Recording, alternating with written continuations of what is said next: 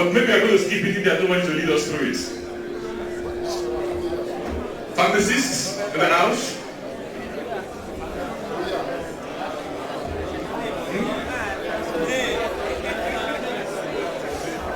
If there's nobody to lead us, please let's sit down. Okay, somebody's volunteering. Oh.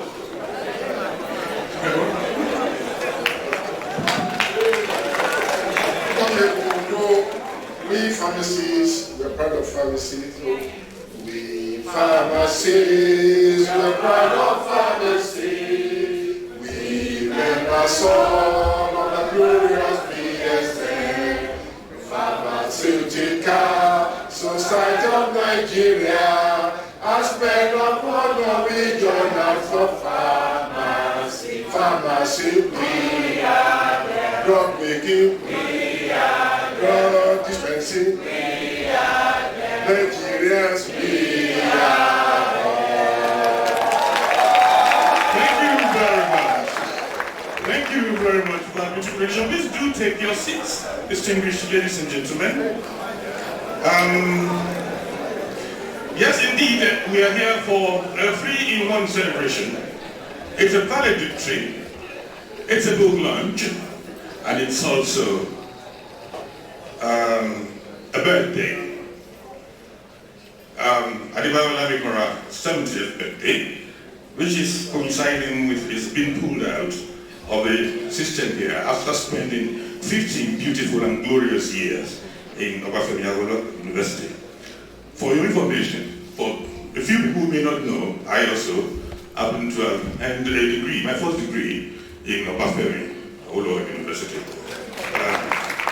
Just like yesterday, a few years ago.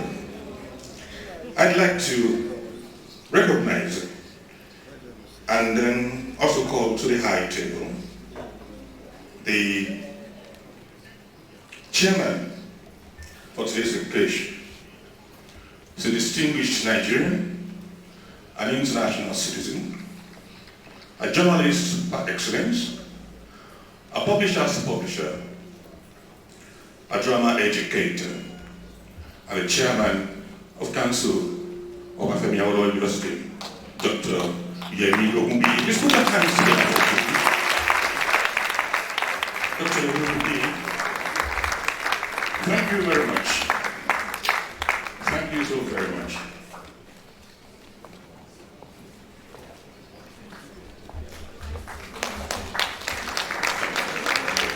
Thank you so very much. Which are all roads lead there. You see, in traditional Yoruba society, he would have been the person I would call last. Because there's a sense of protocol in that culture that is different from what the Europeans have imposed on us. And that's why we usually say, it's somewhere in the middle. And that's why people say, Egunla, the King Ballet. All the minnows, young masquerades, would have had their turns. And then when the big one comes around, it takes over the occasion. But the Englishman has brought a sense of protocol on us. And unfortunately, we've not been bold enough to win ourselves of that. So we've had taking the chance of introducing him last. He will be pinching me and saying, he's there. Oh, no. Gabriel.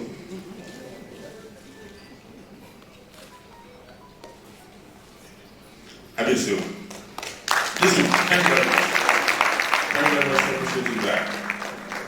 We must never lose our cultural values, no matter what happens to us. Because once we've lost that, once we've lost that cultural value, we've lost our humanity, we've lost our way, we've become animals. This culture defines us, tells us who we are, and also protects us to the rest of the world. That is who we are. And our children must see us do these things, and they must repeat them. We must inculcate it in them. Thank you very much, Mr. Chairman, sir, for that honorable gesture. I'd also like to invite to the high table the Vice Chancellor of BAWI University, in the person of Professor Tope Okumorede. I know he's not here in person now because there is Senate meeting going on, but if there is a representative, the person should step forward. If a representative is not here, we're recognizing him in absentia, and I'm sure that as soon as that meeting is done, he will be joining us here. Let me also invite to the RA table the Dean of the Faculty of Pharmacy and the person of Professor Akomi. Professor Akomi, please join us there on the RA table.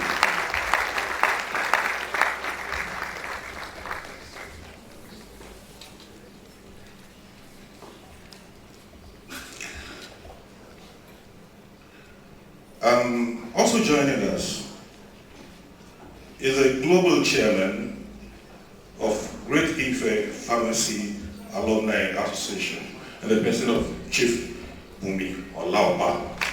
Chief Bumi Olaoba, I will be 75 first degree graduate of the pharmacy department in University of Ife.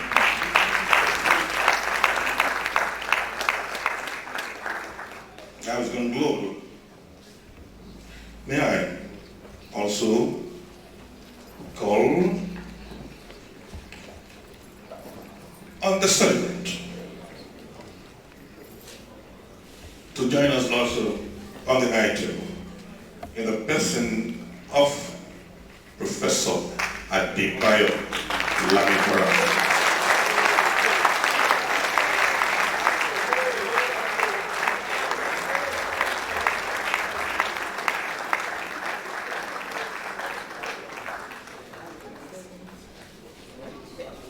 There's somebody who designated as a special guest for today's occasion. I have information that he has sent a representative to, and is none other than the president of the Pharmaceutical Society of Nigeria in the person of pharmacist Sam Ohuabua. Pharmacist Sam Ohuabua is representative to join us. If it's in the house, once he gets in, please. So,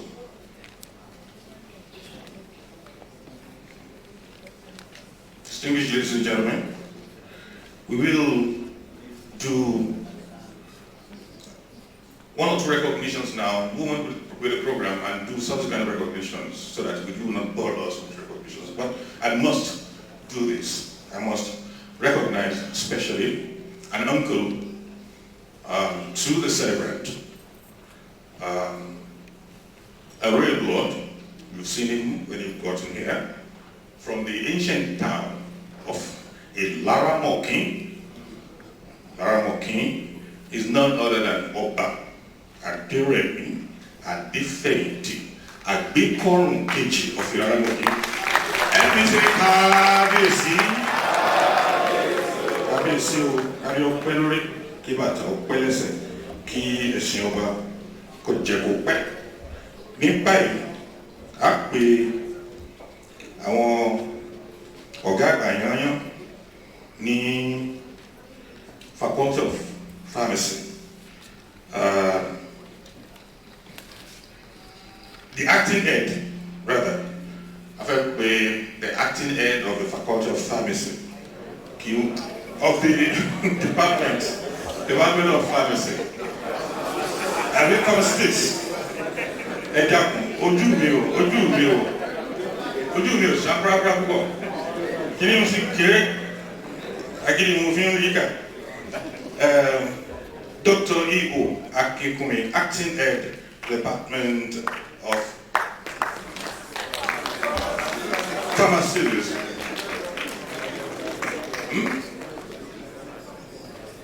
Professor Ladimeji. Oh, Professor Ladimeji is representing. Professor Ladimeji, please.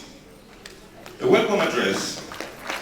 It's also, come on, I mean, you are here as your guest, just a word or two to say, you have not poisoned the environment, you are going to offer us dinner, there is accommodation for us, all those kinds of things. Nice things.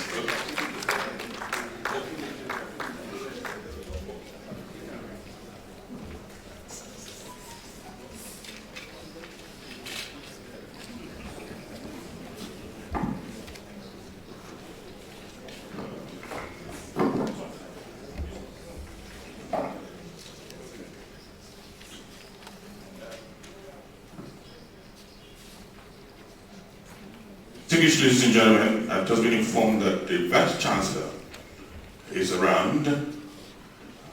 Professor Ogunmodere. Please put your hands together for him. Oh, yeah. Please, come up here. Professor Ogunmodere, a distinguished public health professor, dentist, distinguished dentist, Vice Chancellor.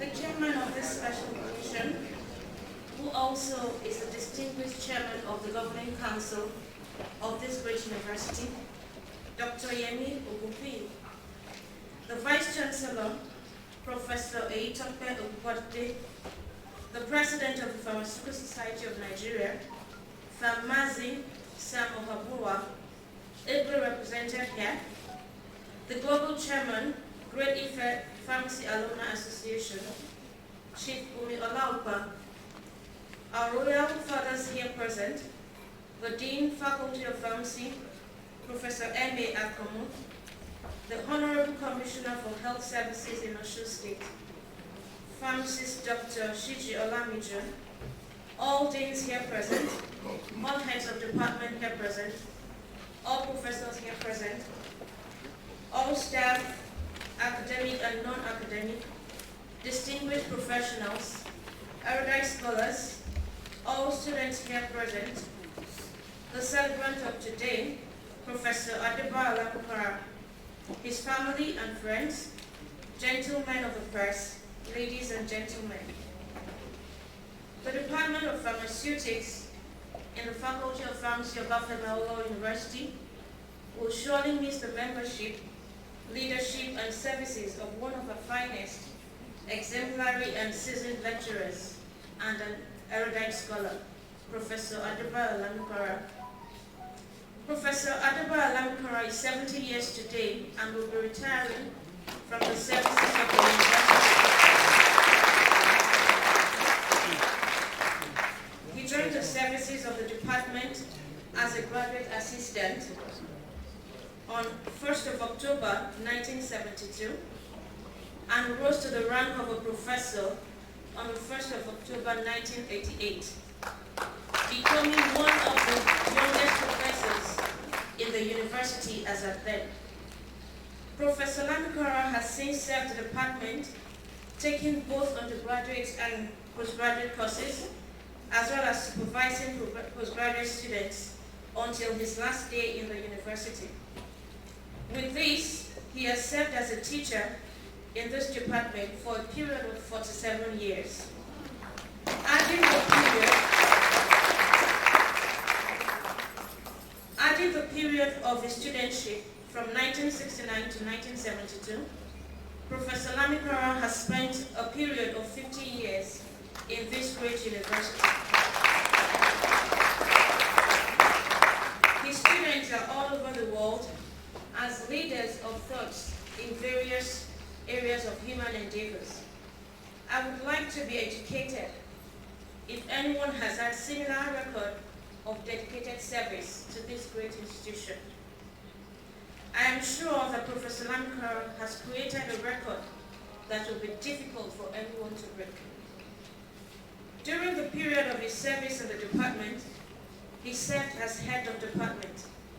He equally served the Faculty of Pharmacy and this university at various levels, representing the Department of Pharmaceutics in high areas of responsibility, most creditably well. He is a researcher par excellence, a brilliant teacher, a sportsman, an author, a poet, and a philosopher. I have the singular honor of informing this distinguished audience that I am proud to be one of his products.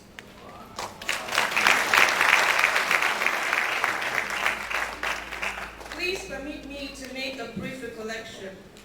Sometimes in the year 1996, I walked into room 213 in the Faculty of Pharmacy building with one aim in mind, and that was to ask Professor Lamikanra to be my final year project supervisor. That was the beginning of a long-time academic relationship that saw me having him as my only academic supervisor for all my pharmacy degrees, from B.Pharm to PhD. And I can tell you that I did not regret the choice. I can say confidently that no one can have a better supervisor. He did a thorough job. He has a special way of inspiring confidence in his students.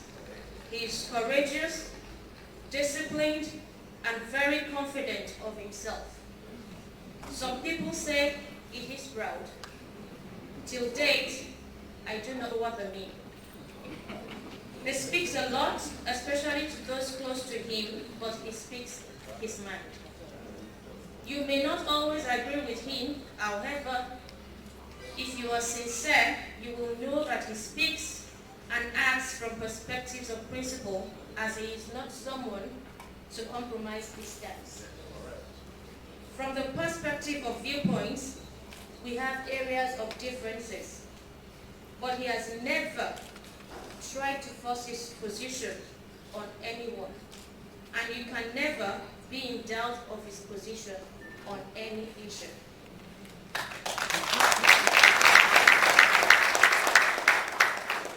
Although he is retiring, his works will speak forever.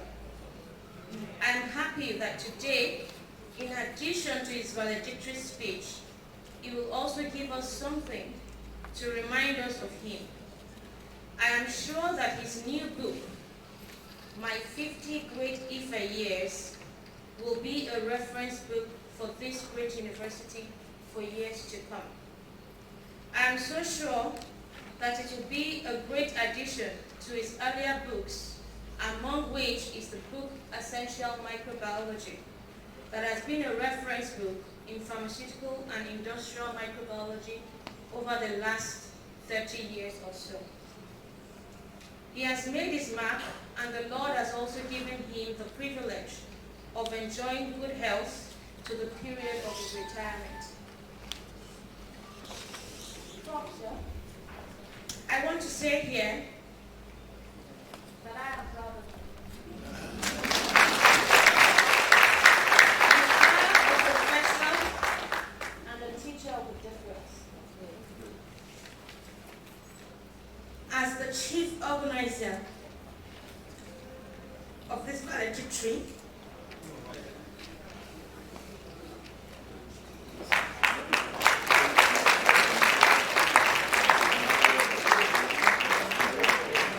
I and my team know that you deserve more than this.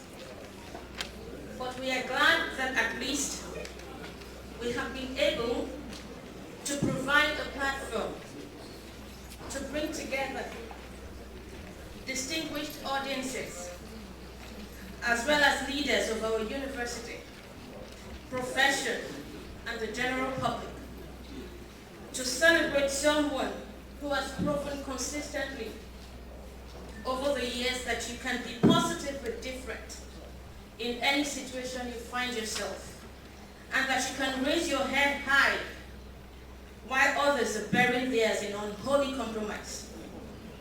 With this, I welcome everyone here to this beautiful occasion. I believe very strongly you will enjoy every moment of it, and I pray for safe travels when you return to your different abodes. God bless you, and thank you very much for your time.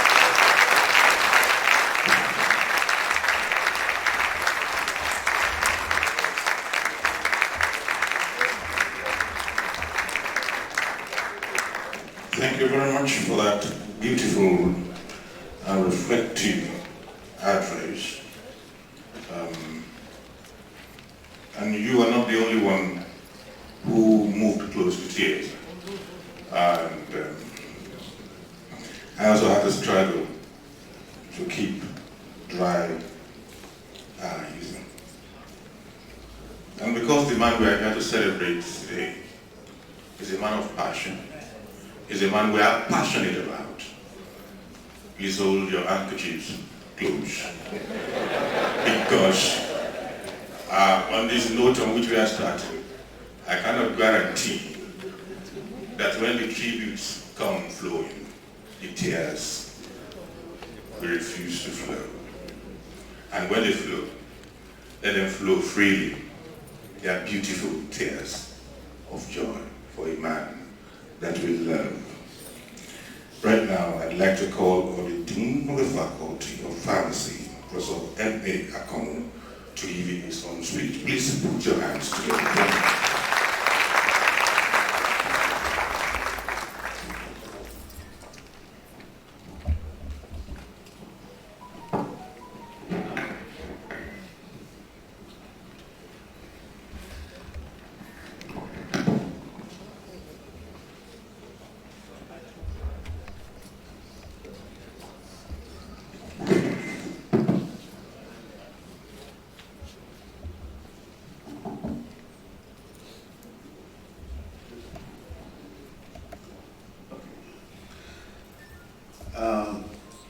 Thank you very much. Following the due protocols as listed, I want to say that the chairman and the governing council of Obafemi University, Ile-Ife, Dr. Yemi Ogunbiyi, the vice chancellor, Professor Itope Ogunbolade, the president of Pharmaceutical Society of Nigeria, Pharmacist Mazi Sam Omabua, who we are still expecting, the global chairman, Great Ife Pharmacy Alumni Association, Sheikh Gumiola Opam, the dean that are here, especially the former deans of pharmacy that are here, all the head of the department present here today, professors, staff of the university, distinguished professionals and others distinguished personnel come to grace this occasion. The celebrant of today, Professor Adebayo Lamikanra, his family and friends. I want to say, Kabiyesi, indeed, we are celebrating a unique person today. I'm not going to repeat what the heads of departments have said about him, but as faculty, he has served as former dean in that faculty. Right from the beginning that he joined that faculty as graduate assistant to the level of professor. What I just want to say that is unique about him is that he's a man that I strongly believe today he will be highly fulfilled. Why am I saying so? Because he came in as a student in that faculty. He joined that faculty as graduate assistant. He rose to the rank of professor in that faculty, served as a dean, served as vice dean, served as the coordinating a lot of things. And I can say in a unique way that what I'm trying to say now is that why I'm saying that he must be highly fulfilled today is that he has reproduced himself several times.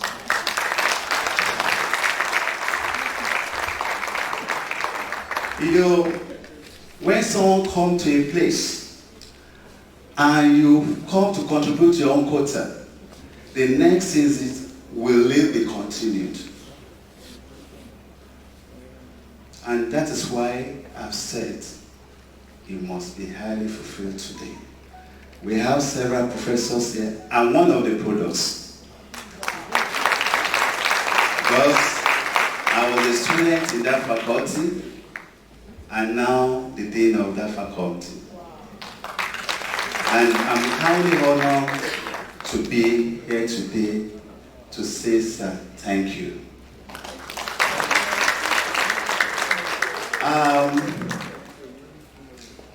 He's a man of many parts. I remember when we have football team of the faculty, he served as member of that team. And in several ways. Another thing is the poet that is a member, he has served as Osun State Association of Nigerian Authors, contributed to guidance, and most of the time contributed to the nation building through his own write-up. I pray that God will grant you the grace to enjoy your retirement, and the peace of God will continue to abide with you and the family.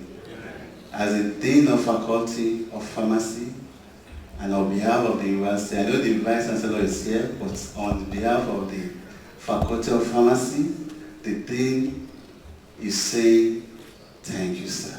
God bless you.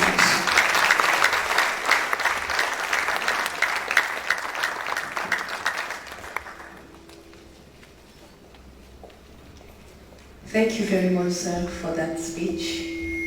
Very quickly, because of time, we'll just read out a number of recognitions here, in no particular order. So we want to recognize Sakoba. Sakoba is ICOBA is Igobi College Old Boys Association. I have information that they are right here.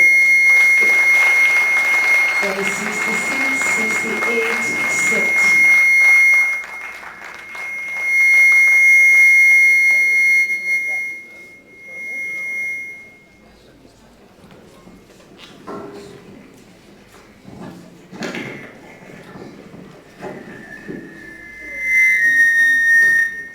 I would also like to recognize the Senior Advocate of Nigeria in the person of the celebrant's cousin, a senior, an older person to him, an older relative, Adebayo Lamikanra, Senior Advocate of Nigeria. I would like to recognize Professor Okeke from the University of Ibadan, the Department of Pharmaceutical Sciences. She's right here. You're very much welcome. We'd love to recognize Professor Aboderi from the Department of Medical Microbiology and Parasitology of Obafemi Awolowo University. You're welcome, sir. Professor Obuoto, Department of Biochemistry and Molecular Biology, OAU. You're welcome, sir. Professor Desalu from the ICOBA class, that's Ibobi College Old Boys Association, class of 66-68. You are welcome, sir. I must admit that I actually feel a little small doing this because many people I'm introducing here are either grandfathers or my teachers. Would like to recognize Professor Ojo, retired Professor Ojo of the Department of Chemistry. You're very much welcome, sir. He was one of the earliest in this place today. We'd like to recognize Professor Mrs. Orafidia, Department of Pharmaceutics, OAU. Professor Wawoni, Department of Pharmaceutics, OAU. Professor Bolaji, the Department of Pharmaceutical Chemistry, OAU. We'd like to recognize Professor Oyelami, Department of Pediatrics, Clinical Sciences. Professor Jegede from the Department of Physics. The Provost College of Health Sciences is here with us also. Professor Jadwola, you're welcome, sir. We want to recognize Chief Pharmacist of the OAU Health Center and Services, Pharmacist Akimbili. You are welcome, sir. We want to recognize Professor Adamodo, Department of Computer Science. You are welcome, sir. Professor Ashubi, retired Professor Ashubi Ojo, Professor of Chemistry. You are welcome, sir. Before the meeting is over, we will introduce and recognize as many more dignitaries among us. Thank you very much. I would like to welcome the MC Major. There is no MC Major. You are either an MC or you are not.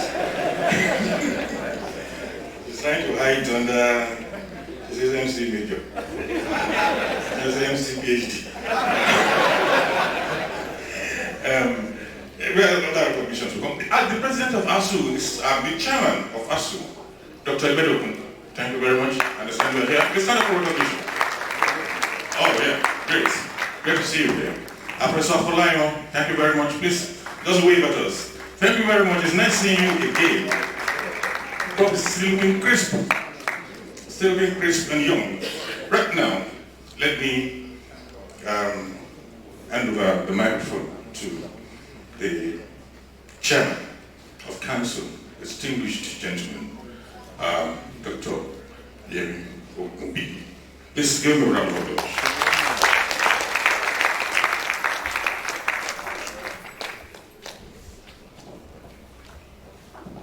The Vice Chancellor, Professor Ogunbodede, Professor Lamikanra, the special guest today. I call him Lamike.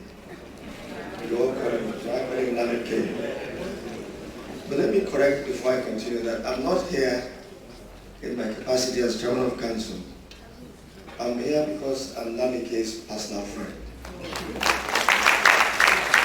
That's important too, because at a time when pro-chancellors are trying to take over universities and other places, I have to be very careful. I know what my role is as pro-chancellor. I'm not here to take over the role of the vice-chancellor. In some other places, I won't mention their names, pro-chancellors are taking over university. I'm not going to do that here. I know where I belong here.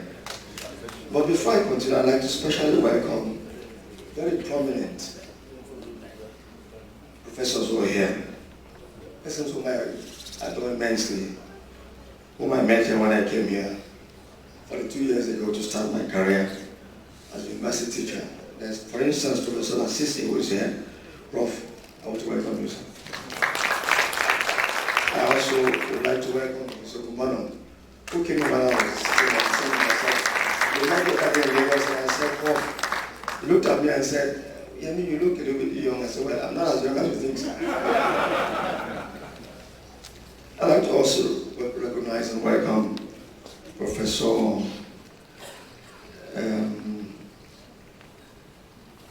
Desalu, who is here from Ibadan. Prof, I know that you didn't go to King's College, you went to Godby College, but that's okay. Let me understand. I'd also like to welcome Professor Ojo, whom I met here when I came here 42 years ago. Prof, nice to see you. Thank you very much for coming. There's also in our midst Professor Ashimi Ojo is here, retired professor of, yes, Prof, how are you? Nice to see you. Professor Afolayan is here. Prof, again, I welcome you. Thank you very much for coming. Professor Bolaji is here. He represents council here. He can do something of council, but I think I should also say to him, you're welcome, sir. And several provosts are here. I see Professor Jadola is here. And I'm using as a point of reference to welcome all the other professors who are here, and deans of faculties and heads of departments. Kabesi, Adebayo Lamikanra.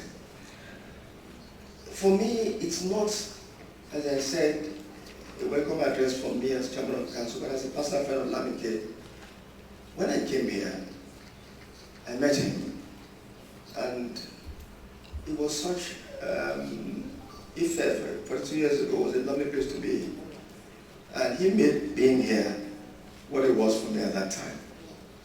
But let me tell you why today's event is important for us. It's not easy to retire after 50 years in a place like this. at a time when universities in the country are under some kind of assault, self-inflicted assault that we brought upon ourselves. I won't mention the issues that are before us today in many universities, but Lamike is retiring today without any blemish to his record. Not a single blemish to his record. No student has said that Lamike tried to trade sex for marks with any student. Never. When people say that Lamike is a man of integrity, I testify to that. He's a very gentle, easygoing guy, but he has a temper when it comes to integrity. Is that correct? He has a temper. When it comes to integrity, you should play with him, he fights back. That's the man that Professor Lamikanra is, and I'm so delighted that today we're here to honor him. Professor Lamikanra also represents something that's very rare in the system today. The very idea of an academy goes back to the days of Plato. An academy was a place where intellectuals sat around to discuss issues, elaborate and discuss not just issues that had to do with their profession, but just discuss general issues. That's where the word came from, academy. If there's anyone who's an academic in the finest sense of that word, it is Professor Lamikanra. Because apart from being a fine scientist, some of the finest poems I've read by anybody have been poems written by Professor Lamikanra. Again, that's rare. I mean, you run into academics who are very good in their own areas. They can write about the issues that they're trained to write about, but not in areas such as you find him engaged in his writings, his very writings. And his, for a long time, again, younger people might not remember this, Lamike wrote a few columns in newspapers, and you read them and they were inspiring things to read. We shall miss him here in Ife. The university deserves people like Professor Lamikanra at this time in our country's history, when things are not the way they should be in universities. And I'm saying so as someone who also has come in contact with details and facts about the problems we face today in the university. Professor Lamikanra is leaving us at a time when I hope that we can ask the Vice Chancellor to ensure that people like him can be brought back to work for us, even as consultants, until he's really tired and then we can use him anymore. And so, on behalf of the myself and I was chairman of council, but as on behalf of the council, I'd like to thank you all for coming to honor Professor Lamikanra. I came all the way from Lagos this morning, and as soon as I leave this event, I'm going back to Lagos because I had to be here today to honor him. He knows that I was invited to an event where Professor Shoyinka has been honored this morning at the University of Lagos. But I said to Prof last night, I couldn't come to that event. I had to be here to honor Professor Lamikanra. That's why I'm here today. And I'm glad that many of you came. Some people have come from Lagos. I can see those who just arrived. And some of us are going back today. But I want to thank you for coming. And to say that Lamike will wish you the very best as you go into retirement. You're not tired. I can see that. I can assure you that if it's within my powers, I can say, no, don't go yet. You can extend this trip. But you know how things are. The Vice Chancellor, I don't have those powers. He has those powers. The Vice Chancellor has those powers. But I wish you the very best in retirement, good health, and that you will continue to soar and do the things you do very well. 70 is a young age. I can say so because I was 70 years ago. I can tell you. 70 is a young age. And so the sky is the limit. And so we wish you the very best. I'd like to thank Professor Olauba for coming to represent that alumni group. One of the beauties of IFE is the very strong alumni groups we have. Other parts of the department or the general group itself.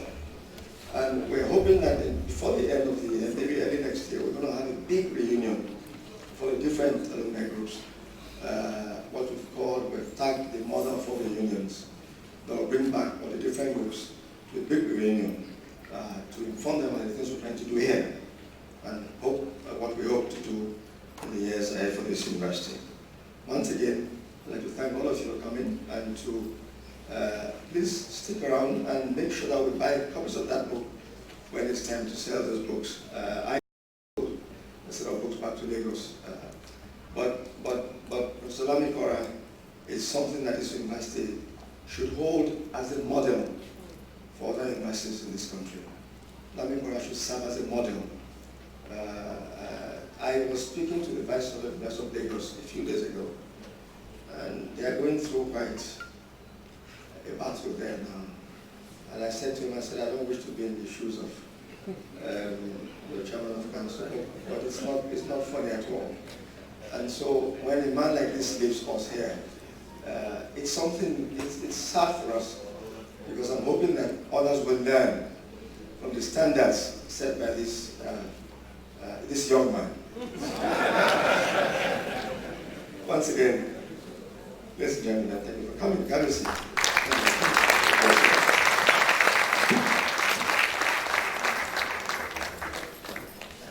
Thank you very much, Chairman of Council, for that wonderful speech. We have so many dignitaries in this place, and it's important we recognize every one of them. The former director of Pharmaceutical Services of Osun State, pharmacist Ojo, is around. The current director of Pharmaceutical Services, pharmacist Aweyemi, you are welcome now. Pharmacists from Obafemi Awolowo University Teaching Hospital, there are so many of them. We want to recognize you. You are very much welcome. Members of the Pharmaceutical Association of Nigeria. Sorry, that's not Pharmaceutical Society of Nigeria. You are all welcome. There are people here from Oshogo, there are people here from Enugu, pharmacists across the country. Professor Ayadike, I cited you a moment ago, sir. You are welcome. Professor Oladimeji, we call him Professor Olad, Department of Pharmaceutics. You're welcome, sir. Dr. Shoeton of Imole Eye Clinic in Ife. You are welcome, sir. The faculty, staff, and members of pharmacy, academic staff, administrative, technology, you are all welcome. Professor Lubade, pharmaceutical chemistry. You are welcome, sir. Professor Adebayo C, former director of the Drug Research and Production Unit, Faculty of Pharmacy, you are welcome. And it is my pleasure to welcome two emeritus professors. Honestly, you read this in books. Emeritus Professor Ogunbono of the Department of Pharmaceutical Chemistry. You are welcome, sir. And we also have another in the house, Emeritus Professor Lasisi. You are welcome, sir.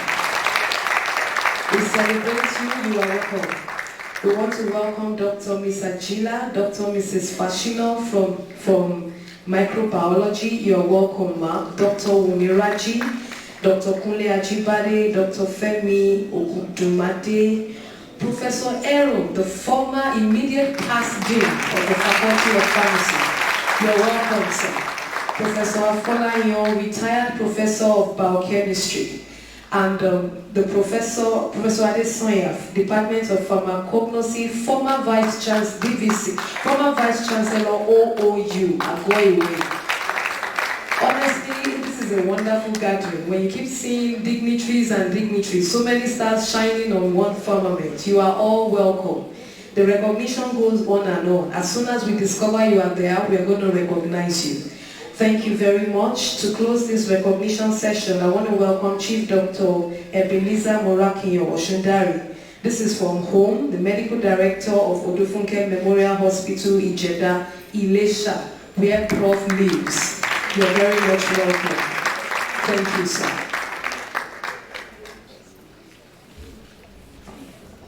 Thank you very much. Other recognitions will come in due course. Without much ado, Mr. Vice Chancellor, sir, you being our grand chief host, it's now time for you to take the microphone and address the House.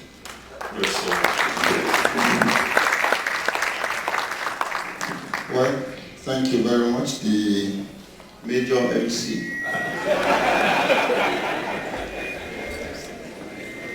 the chairman of this very occasion, who is also the chairman of the Governing Council of our university, Dr. Yemi Ogunbiyi, who is also my own boss and somebody I've enjoyed working with. And I consider myself very lucky to have him as the chair of the council of this university at this time. And don't ask me why, because I believe that we all know the role that he has played in stabilizing, this particular campus. So we appreciate you, sir. So the honoree of today and the person that we are celebrating at this very moment, Professor Adebayo Lamikanra. And I also at this point want to join your cousin, sir, Professor Barrister Dejo Lamikanra, SAA. You're very much welcome to Obafemi Awolowo University. Maybe at this point I should just hint you that this particular venue, is where we normally have our Senate meeting. And the Senate meeting is actually going on now, as we speak here. And we looked at it and said, Professor Lamikanra is one person that ordinarily we should postpone the Senate meeting and ensure that everybody will be here. So, and we looked at it and said, can we postpone this Senate meeting? And we found that the students will not be able to meet the NYSC because we've just been given, a few days window, and we need to approve the result and get it into NYSC. And so we said the minimum that we can do is to move the Senate meeting from this place and move it to another place so that this can take place. So I want to then say that there are quite a number of our professors here that are supposed to be in Senate. But most members of the Senate are here. So I want to forgive you, so just as you must also forgive me.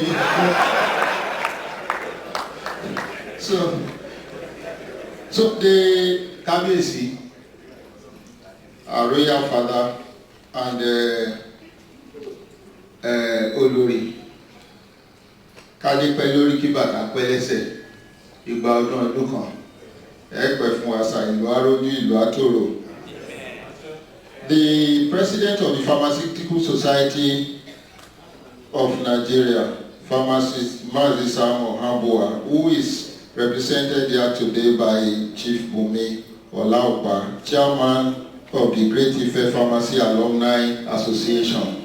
He's always been a friend of the university in all areas. He's so much passionate about Obafemi Awolowo University. Thank you very much, sir, for your contributions. The provost here present, I want to just ensure that we just stand on the existing protocol. I know all of you are here, my own provost, Professor Ijadwola, but I must also seize this opportunity to recognize Professor Afolayan, who also had contributed immensely to our postgraduate college here and to his own department. There are quite a number of former provosts here and former deans. I recognize all of you. The Dean of the Faculty of Pharmacy, Professor Akani, Professor Akamu, Professor M.A. Akamu, the Honorable Commissioner of Health, Osun State, Pharmacist Dr. Shiji Olamiju. You are very much welcome. We have quite a number of emeritus professors here. They have been recognized. Professor Ogunbono, Professor Lasisi, you are very much recognized. And the former Vice Chancellor and former Deputy Vice Chancellor of this university, Professor Adesanya, you are recognized. Professor Desalusa, all the way from Ibadan, thank you very much for being here. All professors here present, all deans, the heads of departments, and the staff of Obafemi Awolowo University. You are all recognized. And I think it's also very important at this time, particularly when we are celebrating somebody like Professor Lamikanra, to recognize the chairman of ASU, Dr. Adebayo, who I'm told is also here. So you are recognized. Students of Obafemi Awolowo University, you are all recognized. Great Ife students, you are recognized. Great Ife! You are all very much recognized. Friends of the university, gentlemen of the press. But I think there's an omission here too, from my own point of view. Professor Sheye Bolaji is a member of council, so he's my boss. So I must recognize you, all professors in the house, distinguished ladies and gentlemen. We are celebrating somebody today that has made so much contribution to this university that if we start to enumerate his contributions, it will take us a very long time. But I'm going to speak from my own personal angle. You know, the way I see Professor Lamikanra. And I've had the privilege and the opportunity of working very closely with him. So he was a cognate, you know, in the Faculty of Dentistry and also, you know, the College of Health Sciences for many years. So we had that opportunity of seeing him at very close quarters, and then also being able to understand him, the way he reasons, the way he looks at issues. And I can say, you know, actually that there are so many things that are actually combined to make him the kind of person that he is. We've been told that he's a sportsman, he's an author, he's a distinguished academic, and he's also a thorough and very well-established professional. But all these attributes had come together to make Professor Lamikanra the kind of person, you know, that he is today. And so we are celebrating him because when you look at his life, I can summarize by saying that Professor Lamikanra is highly cerebral, highly cerebral, you know, very intelligent and very hardworking. So, but the essence of what he has been able to achieve lies mainly in his in his principled stand on issues. Is extremely principled. And I must say something that in our society, you know, our society has not yet been able to come to the level where they will recognize people that are principled. You know, our society will always look for people that can compromise here and there. And that is why we are where we are now. And that is why we are suffering, you know, even as a nation. So, and I'm saying this because I've worked very closely with Professor Lamikanra. In actual fact, one of my best cited papers emanated from his laboratory. We co-authored, you know, that paper. Yes. And then with Professor Iruka Okeke, who is here now. So we wanted to do the work and we couldn't find a place. And somebody just told me, said, why don't you go and meet Professor Lamikanra in pharmacy? He will be able to help you. So because we needed to do something at that time that had to do with anaerobes, and it was not common on campus. So we went to him and he said, no, I will make my laboratory available to you. And lo and behold, the laboratory was available to us 24 hours of the day for us to do whatever we wanted to do there. So, and by the time we published that paper, for dentistry, where I come from, it was classical.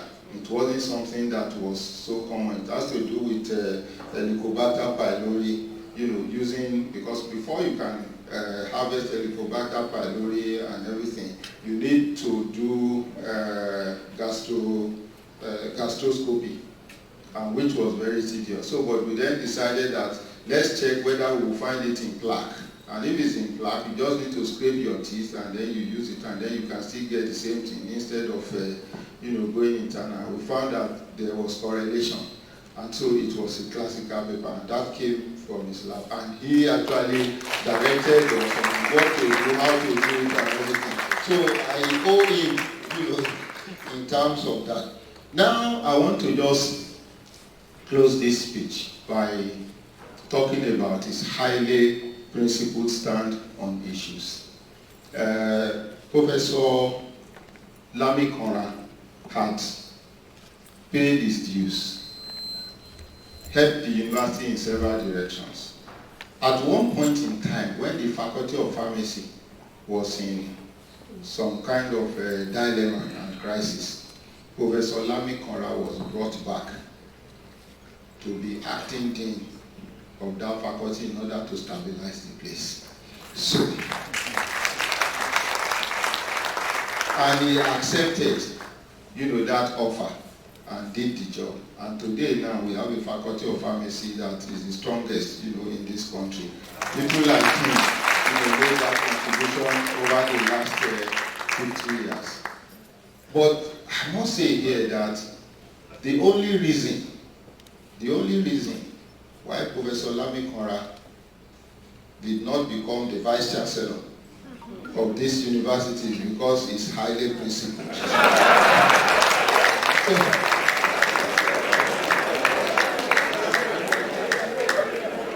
So, don't ask me if I'm principled or not.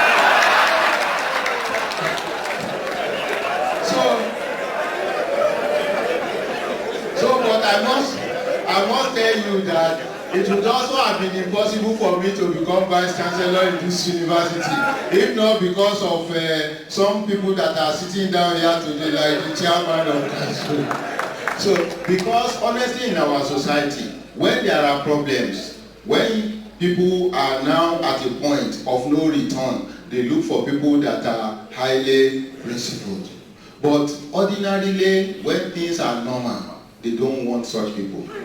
So, but the society will always recognize that this person is unique, this person is different, this person can make changes. And over the years, you will see the trajectory, you will see what the person has been able to do, and you will emulate that person. And that's why today Professor Lamikanra has become not just a professor, but a professor of professors. And people who look up to him as their idol, as their mentor, are people that they can rely on. And so we are celebrating him today. So I want to stop at this point and then just to congratulate Professor Lamikanra for being so principled. Thank you very much.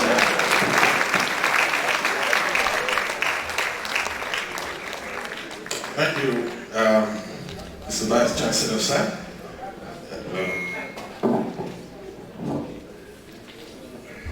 We'll caution ourselves about the kind of questions we will need to ask you, as we have been rightfully advised. But between the chairman of today's occasion and the Vice Chancellor, they've not said something about Lamikanra that is also peculiar. You know what it is? Oyiwopo.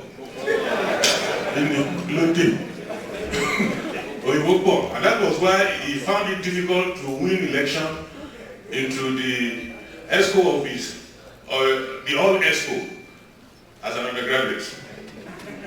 They said he's a better candidate, but Oyiwopo. So, that's what he's saying. He would have been a good Vice Chancellor, but he's too principled. As a student, he could have become the student leader, but Oyiwopo. So, I feel like you get to know more about the stories when you read the book we're about to unveil today. It explores some of those moments of growing up. He has been asking me to finish reading the book. I can't finish it though. He said I must finish it before today. No, I won't finish it. Because I don't know when next something else is going to come from him. Right now, let me call on the chairman, global chairman of Great Ife Pharmacy Alumni Association, in the person of Chief Bumi. Allah Akbar.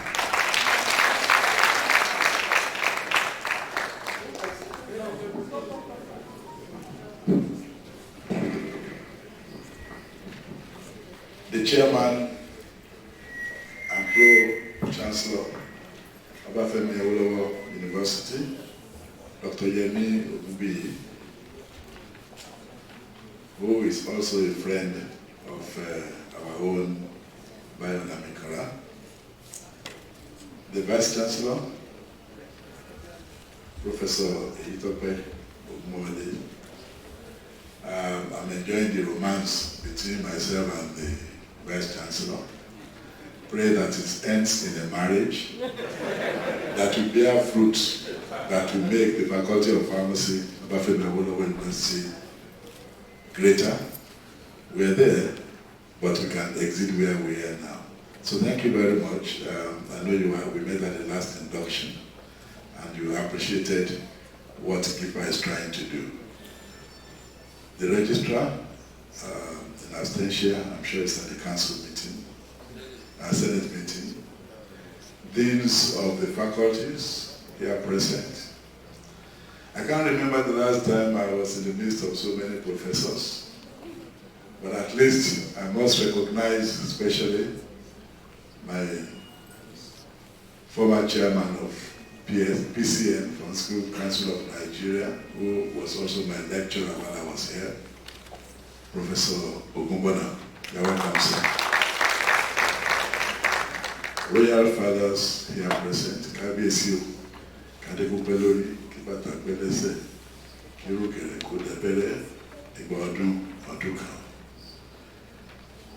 Distinguished members of GIPA here present, GIPA being the acronym for Great Ife Pharmacy Alumni Association, distinguished fellows of the Pharmaceutical Research of Nigeria, distinguished lecturers, distinguished students, ladies and gentlemen.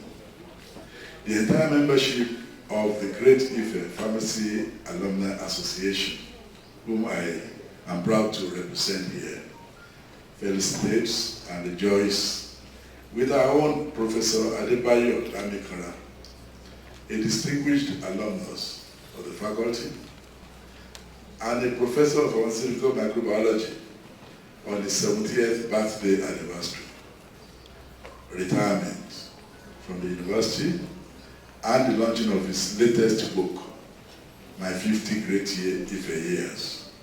We wish you a happy birthday and many more productive years ahead as you age gracefully. Professor Adebayo Lamikanra, or Lamike, as he is fondly called, is a pharmacist, a teacher, an author, a poet, and a sportsman who, even at 70, is still a great footballer and a very good cricketer.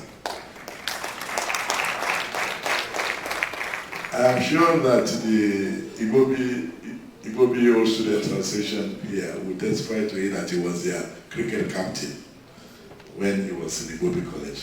I hope I'm correct. And they are still, yes, he says I'm correct. And they've told you how straightforward he is. So if he says I'm correct, that means I'm correct. Even as sitting next to me here, in those days I was very slim. So he could engage me in the fight, but you can see that I'm bigger than him now.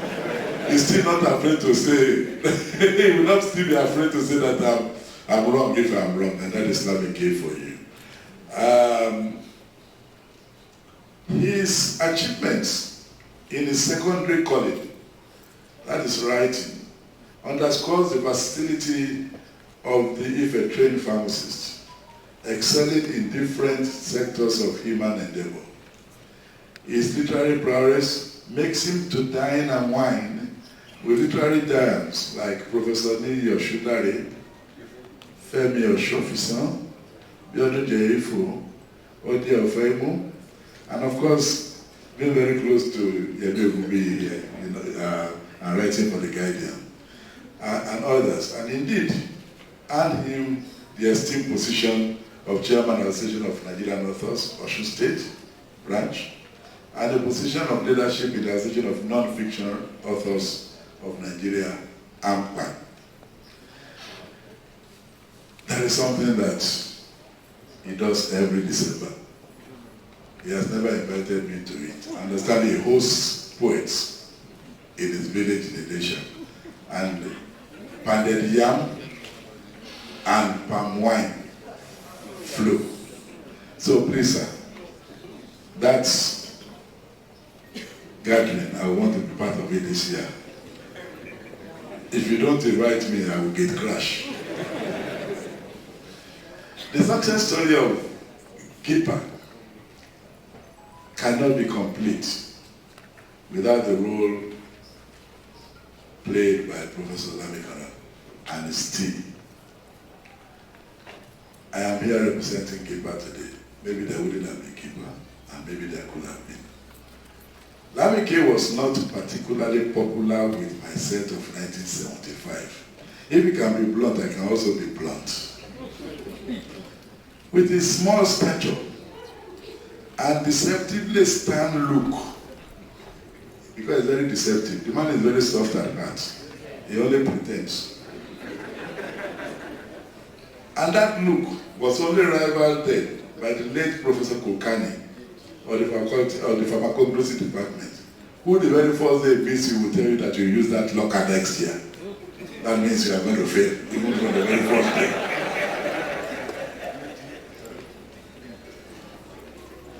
As a graduate assistant, he was a graduate assistant then, we only saw him as one of us, teacher.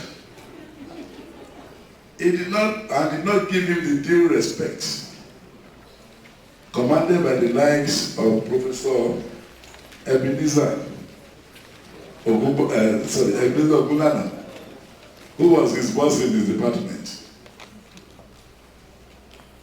But as it was then, and still is now, you always know where Lamike stood. So it was on that day, in 1996, Lamike came for his pound of flesh on behalf of the faculty, not on behalf of himself. He's a very unselfish person. That was during his first term as the dean of the Faculty of Pharmacy. The faculty was in a state of disrepair. Today we still feel it is not much better, but maybe it's not as bad as it was then, because he was armed with a video recording. The laboratories were nicer. The drug research and production units, abandoned for many years. Lamike will not take no for an answer when he's convinced. I was the managing director of Glaxo Wellcome. Maazi Samuel Mwabuwa, who is the current president of the Pharmaceutical Society of Nigeria, unfortunately is not here now, was the chairman of Pfizer Incorporated. While Odumodu, who was also one of his students, was the managing director of Mir and Baker. All these companies were the leading companies in the country. They were all multinational pharmaceutical companies. All of us were alumni of the faculty. He was blunt and told me how shameful it would be if we could not fix the rot. He did not beg me, he ordered me. You must fix this. Or else, we'll get you. I'm not saying you send me on conference or anything, no. But you too, see what is happening to your faculty. So distinguished ladies and gentlemen, the rest is history. We rallied and got companies to adopt and refurbish each laboratory. Each company took a laboratory, and we even got some other ones that were not as big. Each company took each of the laboratories, and the DRPU was completed by a friend of pharmacy, Chief Adebayo Lamikanra. Throughout the period, Lamike was shuttling between Ife and Lagos as if you were going to like a motor park. Even though he was a signatory to the account, he never saw the checkbook because, you know, we are given a special dispensation by Citibank, which hardly allows anybody, just anybody to open an account. But they open an account for Faculty of Pharmacy Alumni Association. And we have tried to maintain that standard till date. We salute a great teacher and a committed alumnus. Please give him a round.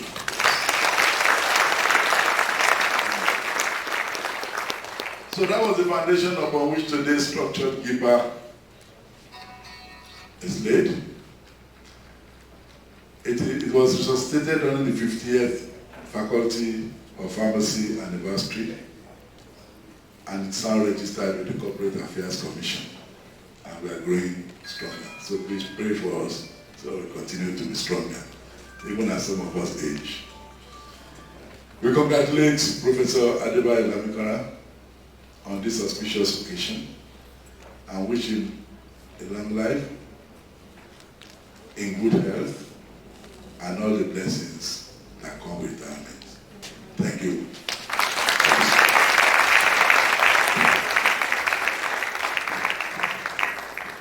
Thank you very much, Chief Alapa.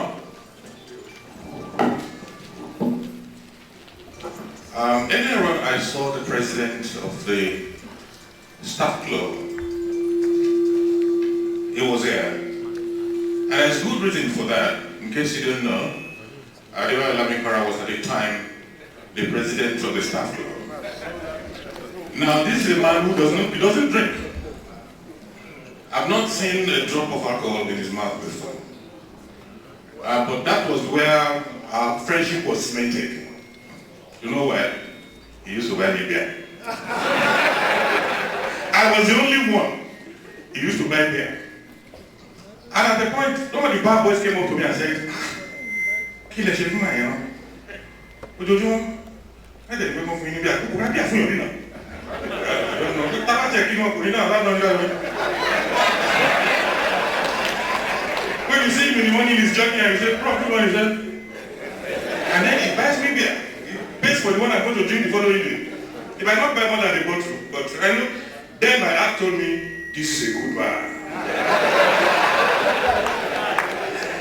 And then, you know, since then we've had occasion to go around and around and around and around. We once more tell you, say, who could be all over Ikeja in Lagos, and then we spent a whole day at Amalan, Begiri, somewhere, and up to tomorrow, if you keep telling me that, you know, that's one of the best days I spent. Because we just went roaming, went into town, you know. So, recognitions? Okay, let's do that. Very quickly, the Vice Dean of the Faculty of Pharmacy, Dr. Sharon Ibinoba, we want to recognize you. You're welcome. The current director of the Drug Research and Production Units, Dr. Lon Mola, you are welcome. Professor Mrs. Adeniyi from the University of Ibadan. We saw her walking. You are welcome. She's from the Department of Pharmaceutical Microbiology at the University of Ibadan. And pharmacist Alhaji Rab, the CEO of Oroki Pharmacy. You are welcome, sir. All pharmacists in the house, there are several branches of pharmacy, academia, hospital, industry, community. You are all welcome. COFA members, you are welcome specially on board. I'm aware you made this a part of the agenda for today's COFA meeting.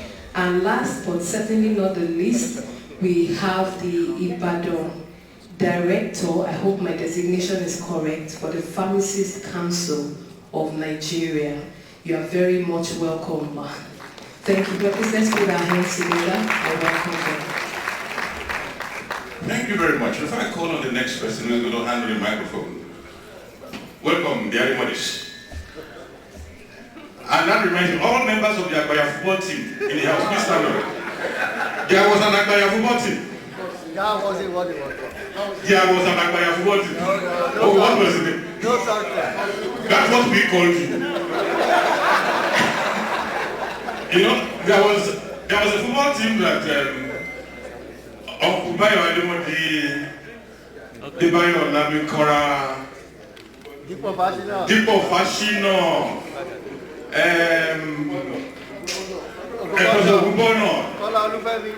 Kola Olufemi, a lot of them. In the evening, you find them at sports center playing sex before they come end up at the bar at the club. So we used to call them the Agbaya football team.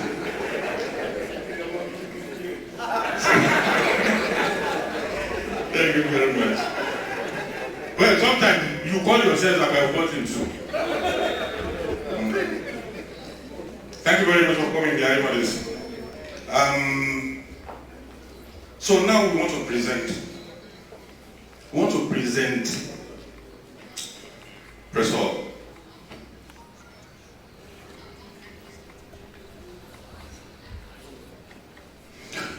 We'd like to present the celebrant of today in a special way.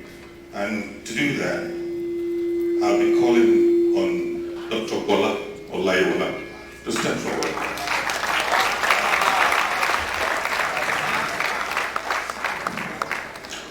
Basman. Thank you. Basman cannot be uncle.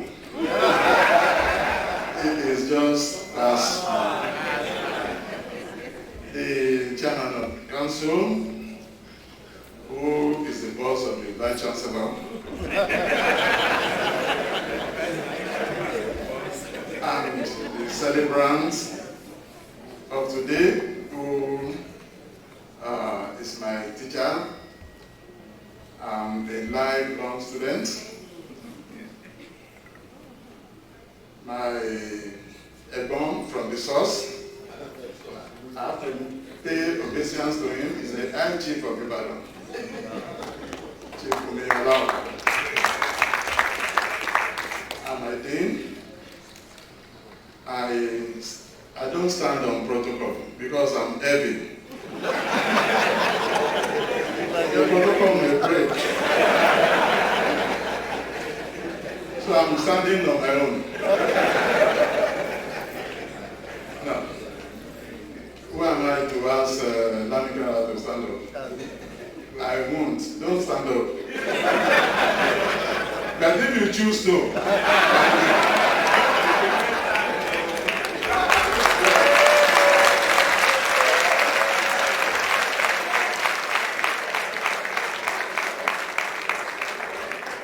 Yes, for the 70s and the thereabouts and those aspiring to climb 70, there's a Yoruba saying that goes, now, all those things that we are saying behind you, we can freely say it on a day like this. It's like one of the things we celebrate in Ibadan, where everybody has a license to say almost everything. Now we can't be asking or saying when he was born.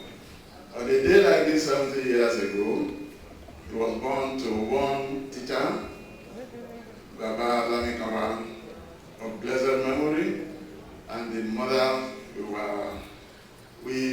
I joined him in planting both parents. That was a long time back. And this man was born in Ilorin. I wanted to follow it. Was born in Ilorin, but he grew up in Oyo, in St. Andrews, Oyo, Sakoba. I am also privileged to have followed him at different times. So let's, because there's a book that addressed how he was born, how he grew up, and all those things. Because he will still write on what is happening today. So just watch out for the next episode. Since I have what you also have is CV. And I don't read when I teach. I don't like reading. I just like talking. So this is Lamike, who is a crisis manager.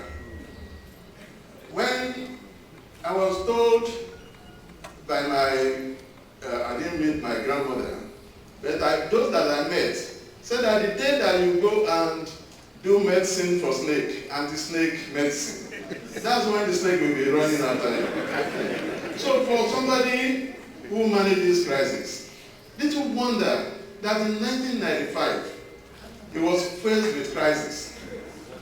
And that crisis lasted in this university, snowballed into a university-wide crisis, but thank God the storm is over. Lamike is someone who is fearless, articulate in his own version of the truth. Please follow me. You know, if it is subject to debate, he will argue it profitably for himself. However, some of us will say, okay, you may be right, but that is not always the way. They say you can do it your way, but as for Lamike, this is where I'm going. And that has seen him not developing extraneous diseases of the aged, aging graciously, because even when he was very, very young, he was not looking terribly different from what he's looking now.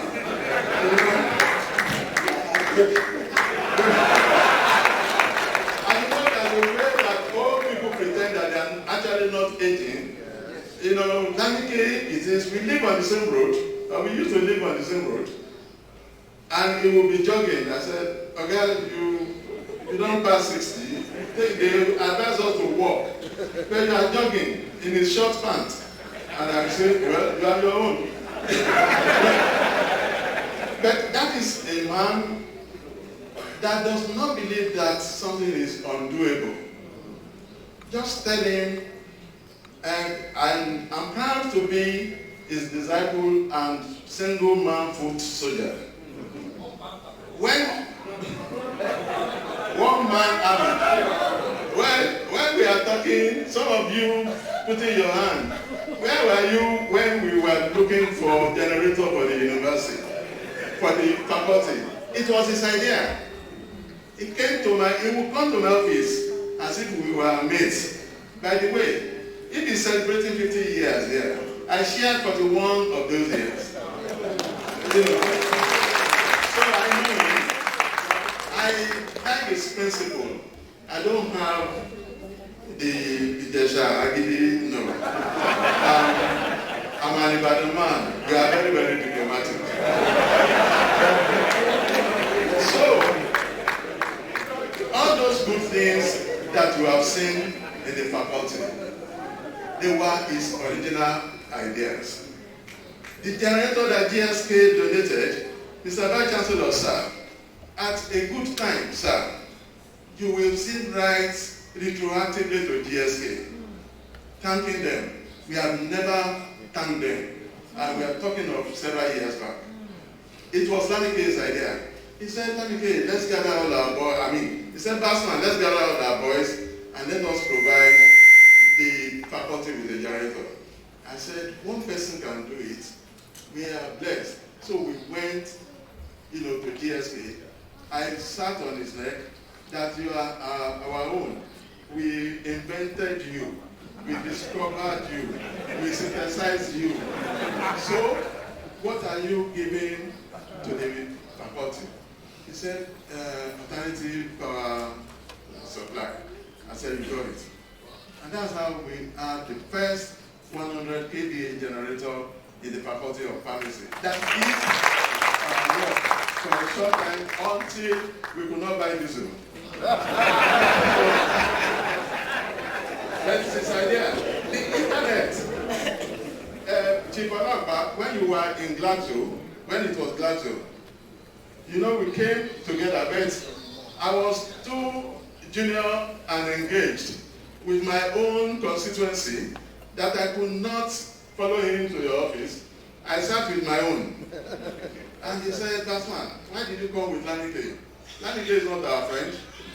I said, Lamike may not be your friend, but Lamike means well for the faculty. We have come to raise money for internet. We were the first, and I stand to be corrected, the faculty that did internet on their own, not resting on the provision of the university, even though the university said we should partner. Am I right? That if we were able, that was 1996, thereabout, that if we could bring 50%, that the university will match it with 50%. So we did not go to one person this time. We said all our alumni to give us just 5,000 naira. We were so confident. And we raked those 5,000. That is telling you that Lamike is a selfless person. If you don't like his argument, and you won't, not many people will. Because if somebody had teachers, accomplished teachers as parents, chairman of many boards as father, everything,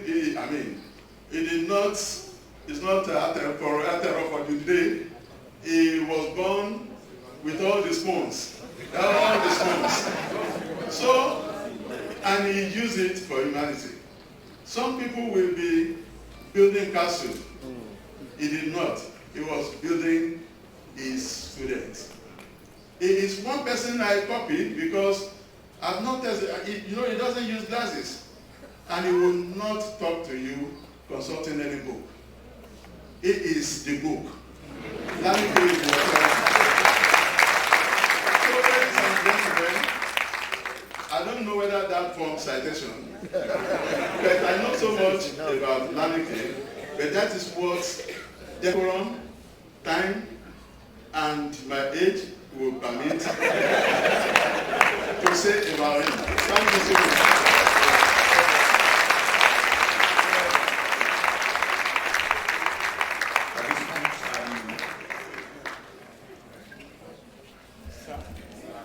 I invite the chair for special intervention.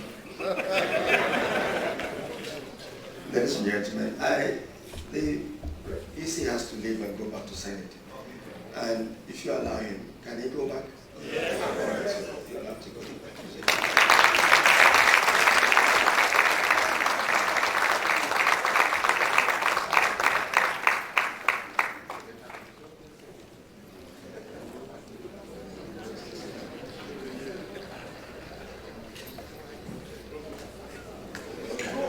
Right now, first of all, Adebayo Lamikanra, it's time for you to deliver BAWI. BAWI.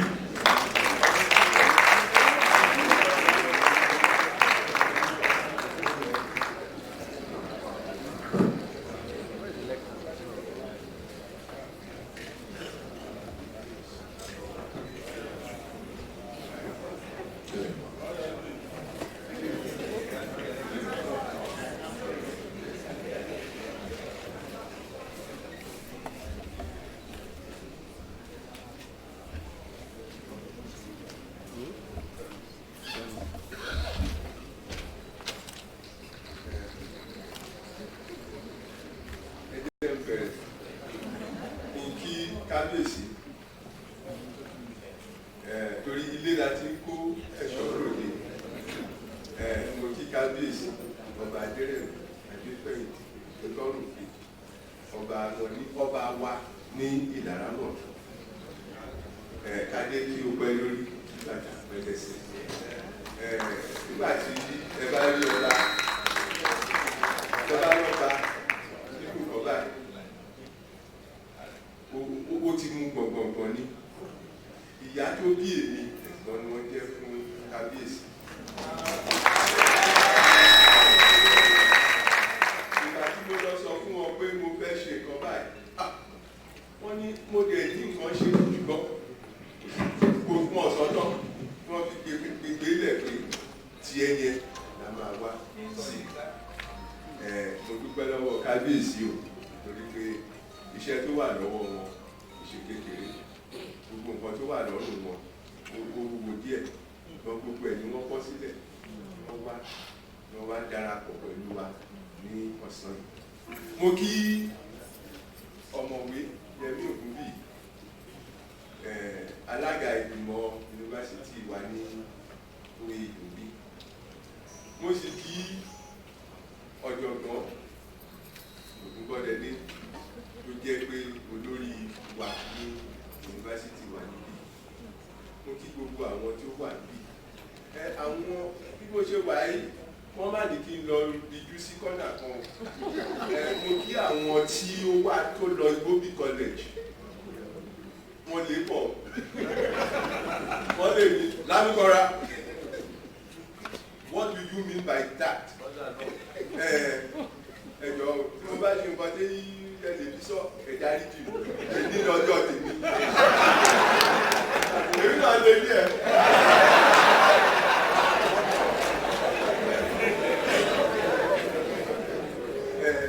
Gbogbo àwọn tó wá lọ́mọdé lágbà lọ́kùnrin lóbìnrin mo kí gbogbo yín àjíǹde ara máa jẹ́. Ẹ̀yin tẹ́ gbọ́ tẹ́ wá ẹ̀yin tẹ́ jẹ́ gbọ́ gan tẹ́ wá.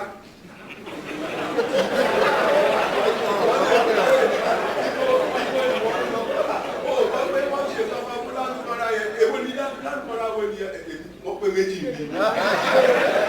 Adebayo Lamikanra náà. Ẹ ṣe rọ́pò ìwé ńlá. Gbogbo nǹkan tó wà tó sọ kọ́ lóyìn ẹ máa mú sáko. Ṣùgbọ́n ó ní olóyìnbó mi pọ̀. Yorùbá ni mò ń sọ báyìí. Torí pé ilé láti ń kó ẹ̀ṣọ́ sọ̀rọ̀. Jẹ́ rí èdè wa yìí. Ó ní ìpilẹ̀ṣẹ̀ àṣà wa. Àṣà wa yìí ó ti pẹ́ tí a ti tò jọ. Ó ṣe wá láàánú, ó ṣe mí láàánú pé ní òde òní àwọn èèyàn ń bímọ wọn sọ Yorùbá sí wọn. Wọ́n á ní great daddy nàìjíríà. Ọ̀rọ̀ pọ̀. Ọgbọ́n Yorùbá, àpògbọ́ Yorùbá. Ìṣekúṣe nìyẹn. Ó dàbí ẹni tó fi ọwọ́ òsì júwe bàbá ẹ̀.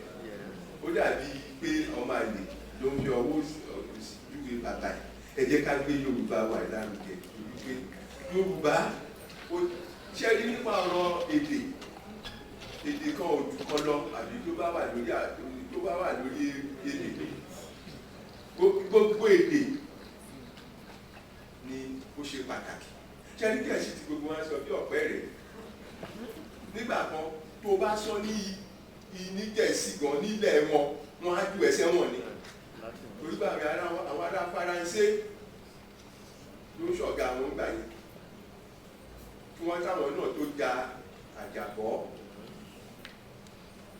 Wọ́n wá ní ṣe rí èdè wa yìí ẹ jẹ́ ká gbé bí ogun ni.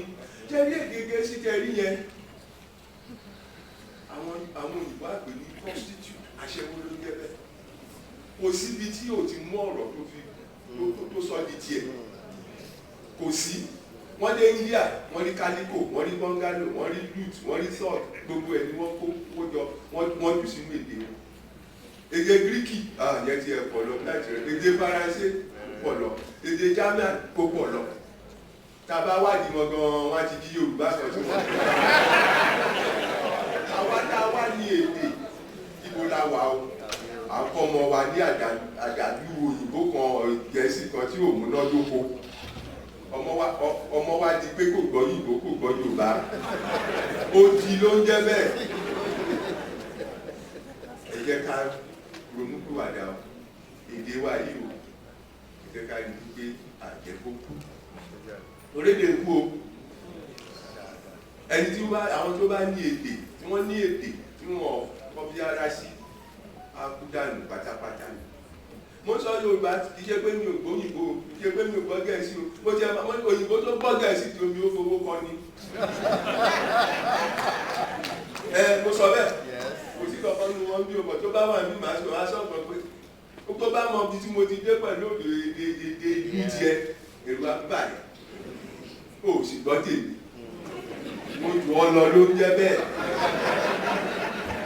Ladies and gentlemen. welcome you to this occasion. It's one of the happiest days of my life.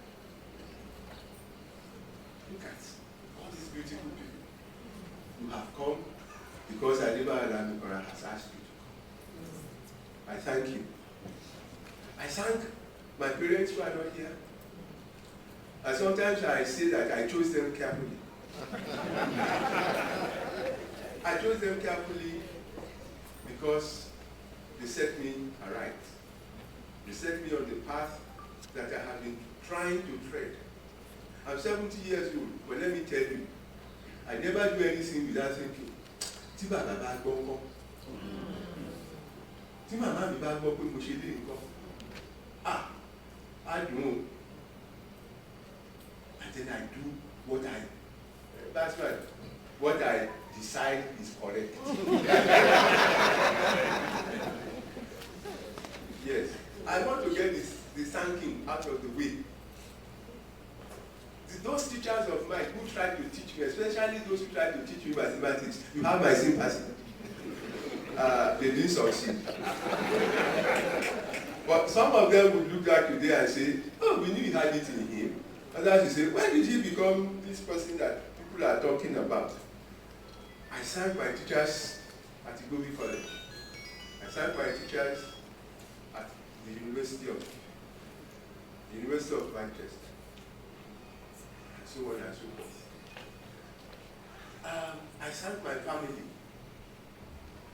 My son, Adebayo.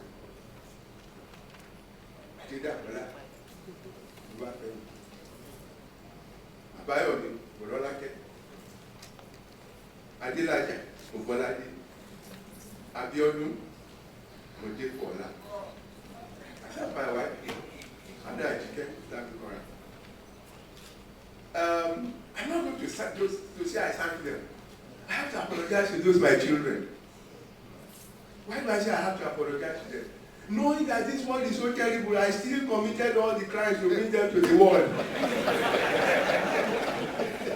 But I'm sure they forgive me. Because, difficult as it might be, I have tried to be a father. When my first son was born, somebody said, how do you feel? I said, no, I don't feel anything. When I look at this young man, I say, Bayo, you are done for. This man, you are responsible for him for the rest of your life. And that is what I have done in the case of each of my children. I thank all those, my students, who have allowed me to express myself in the ways that I have been able to express myself. Without you, I would have no career. Without that career, I would be nobody. Yes, I am proud to have been born of teachers. I'm even more proud to have been a teacher myself, especially within an environment where things have collapsed and are collapsing. But we will leave that to another day, because I have a valedictory lecture to give. It is not going to be academic, because this is not the day for academic things. But it is a day for us to explore things together. And the other day I came across a work by Sir James Fraser, who for 61 years was a fellow of the Trinity College of Cambridge. And he said something which I found very profound. He said, myths are the philosophy of primitive men. Myths are the philosophy of primitive men. What did he mean by primitive men? He meant those people who have not been exposed to the science and technology, to the comforts which we now take for granted, but who were in dire straits, who were hiding away from other creatures, who had not even learned to till the soil, but who had to go through life as humans or near humans. And who came up with all these very interesting stories about what life can be or is or should be. And we find out that virtually every group of people have their own myths about one thing or the other. But one of the most powerful myths that we are engaged with, or we have been engaged with, have been propagated by 3 groups of people that I want, or even 4. The Yoruba, the Greek, the Jew, and then the scientists. The scientists also have their own myths. I am actually fascinated by myths because in my early teens, I became acquainted with Greek mythology. And I followed Hercules on his 12 labors or whatever, followed Perseus, followed all these interesting characters that were part of Greek mythology. But I'm not talking about Greek mythology in general. I'm talking about Greek mythology in terms of human creation. We look at the world, and we hear that man was created. Or virtually everybody subscribes to that idea that at one point in time, humans were created by some forces and then let loose into the world.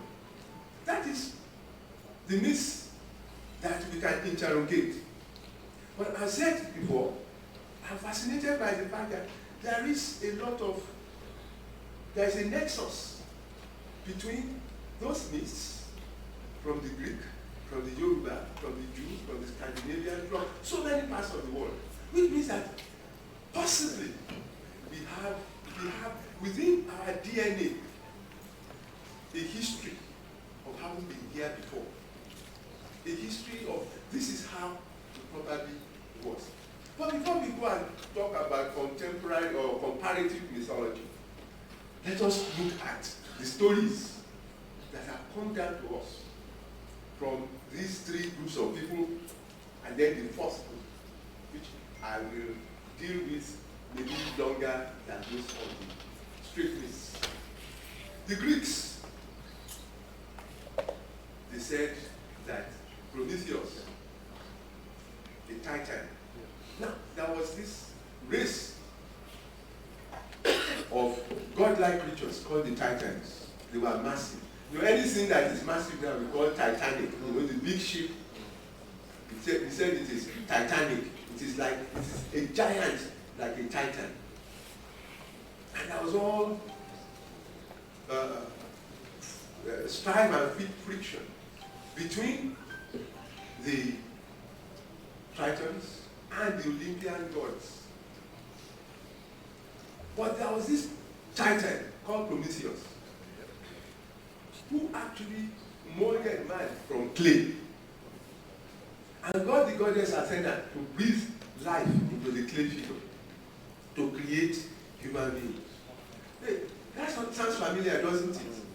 The Yoruba say that it was Obatala, child of Oludumare, who came to earth. He had actually founded the earth because there was this time when the earth was full of water. It was a void. It was uninhabitable. And then Obatala, some people insist it was Obatala, some will say it was Oludua, who came and made the earth what it was. He scattered earth, he got the cock to spread it, he got the chameleon to test it, he got, in any case, he founded a world for man to live in. But there was no man. What happened was Obatala, I don't know, maybe it was on the instruction of Oludumare, I think it was, dug into the earth, found clay, and molded human beings. Unfortunately, there was Pawan around also. He drank some. Some of the people he formed were deformed. And that is why today we say any Orisha, or anyone that carries a deformity. We did not castigate Obatala for his mistakes. We did not dismiss him as a drunkard. we accepted that he could make mistakes. If a God like Obatala could make mistakes, what about those of us that are not in that category? We are fallible and we make mistakes. But the point is, those mistakes can be forgiven. Those mistakes, in fact, at some time, must be forgiven.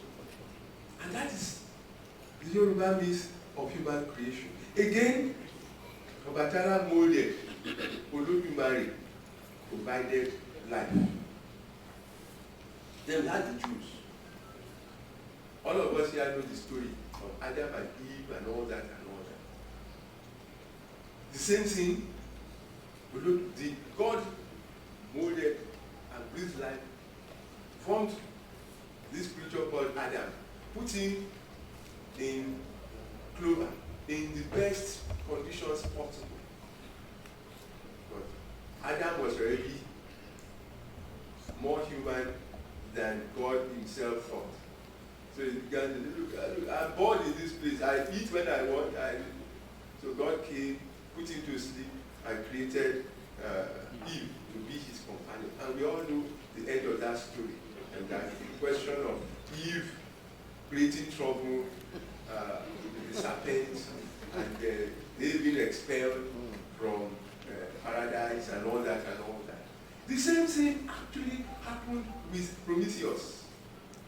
When he had formed human beings, he had this implacable enemy, Zeus, the father of the gods, who, for one reason or the other, just did not like human beings. And Prometheus stood up and then did something that was almost unforgivable. He stole fire and gave it to human beings, for which transgression he was chained to a rock by Zeus.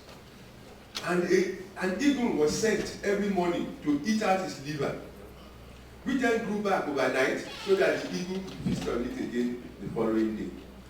That is because Prometheus he wanted to look after these human beings, these poor human beings. Let's go back to the Yoruba myth. There was a time when everybody, the human beings that Obatala created, the spirits, and they all lived in heaven, or at least above the earth. And the humans went to Olodumare one day and said, look, the earth is looking good. Why don't you send us there? And God, I said, what do you want to go and do on earth? We want to go and replenish the earth. We want to make it fruitful. We want to build things. That is a good thing. Go. And as they went, the pestilence, plague, all kinds of problems.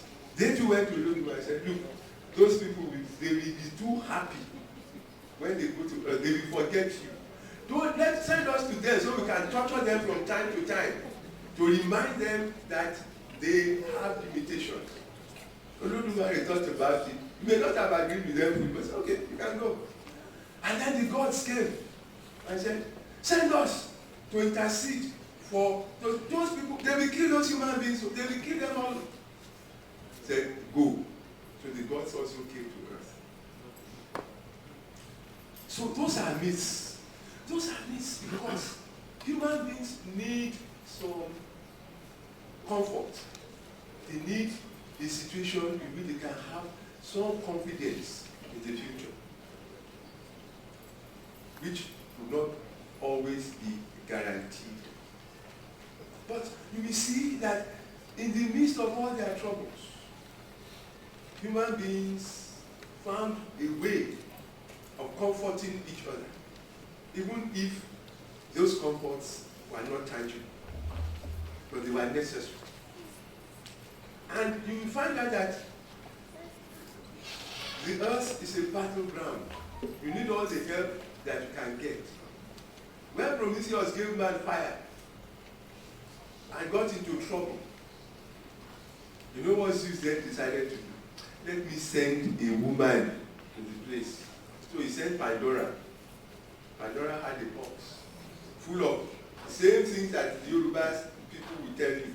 The mischief, the plague, and everything. And unfortunately, Pandora opened the box and all these things flew out to torment human beings. But there was only one thing left in Pandora's box, and that was hope. Hope was the only thing left. Hope is the only thing that human beings can hold on to in their hour of need, in their hour of discomfort. When things are really dark, we must cling to the hope that was left in Pandora's box. But like I said, those are myths. Let us look at the scientists. They are not, those people, they are a rascally lot of people.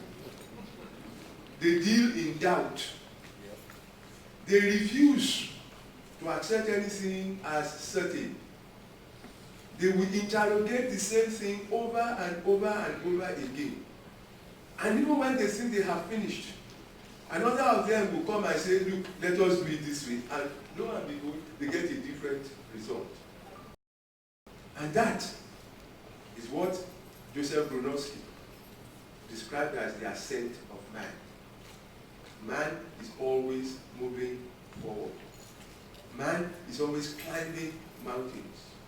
He's always climbing up. He will never reach the top, but he will never descend, or he should not descend.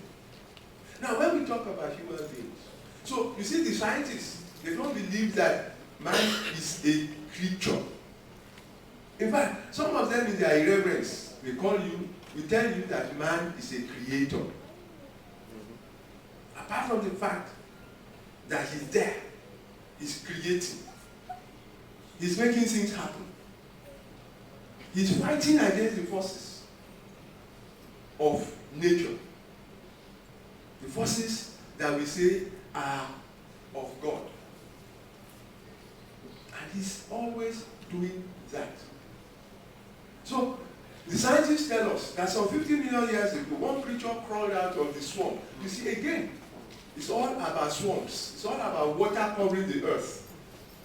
Life was formed inside the waters that covered the earth.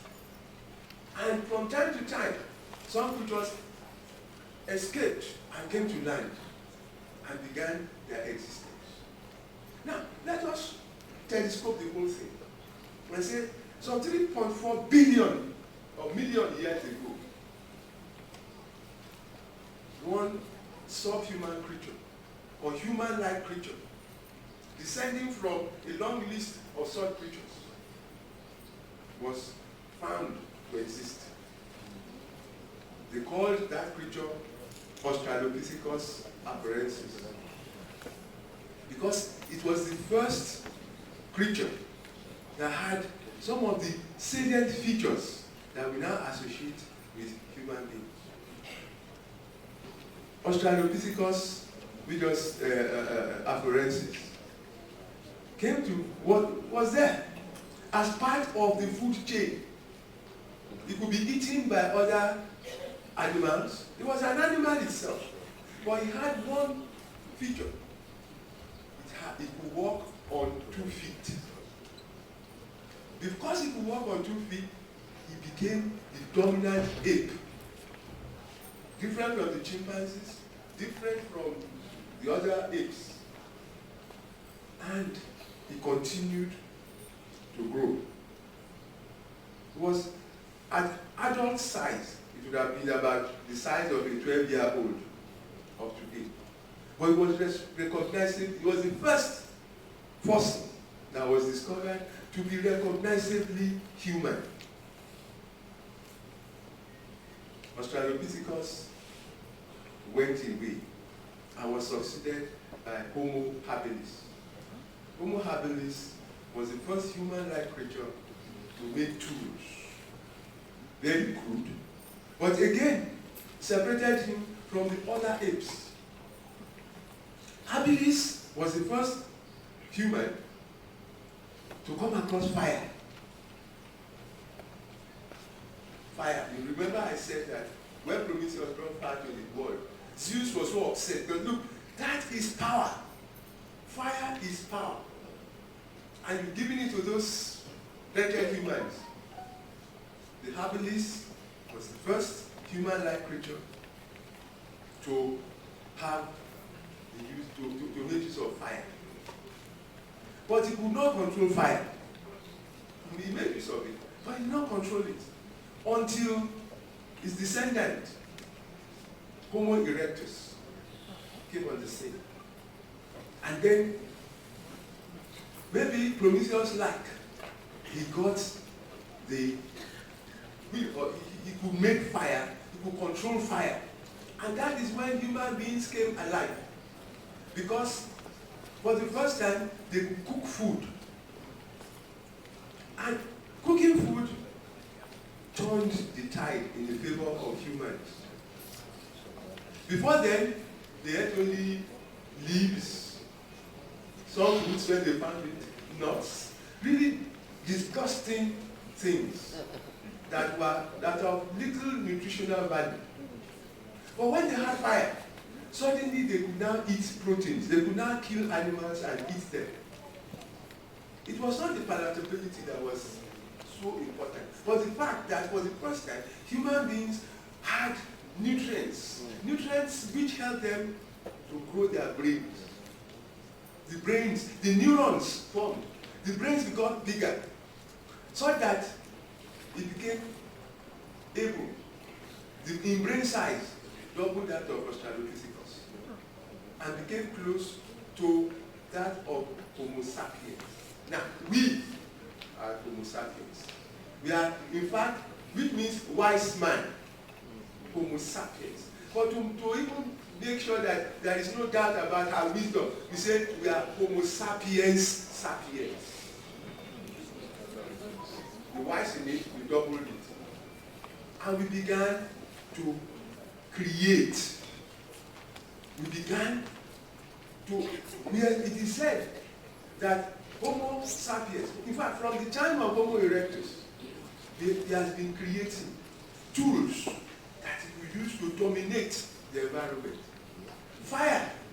The fire actually brought humans to life. They could now move away from places that were into places that were cold. They could use the fire to make caves habitable. They could cook their food. They did so many things with fire. And you know something? We are still in the age of fire. Because when you look around, the air conditioner, there is fire inside that thing. Your phone, the battery, there is fire in it.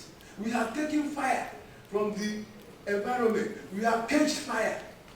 And by catching fire, we became creative. We became creators. Maybe we now created more problems for ourselves. But the point I am making is this. The whole thing about being human is being cerebral. The whole thing about being human is being cerebral. It is your brain that is most important. If you can enjoy life through your brain, you have solved most of the problems that can crop up in your life. Because the brain is articulate.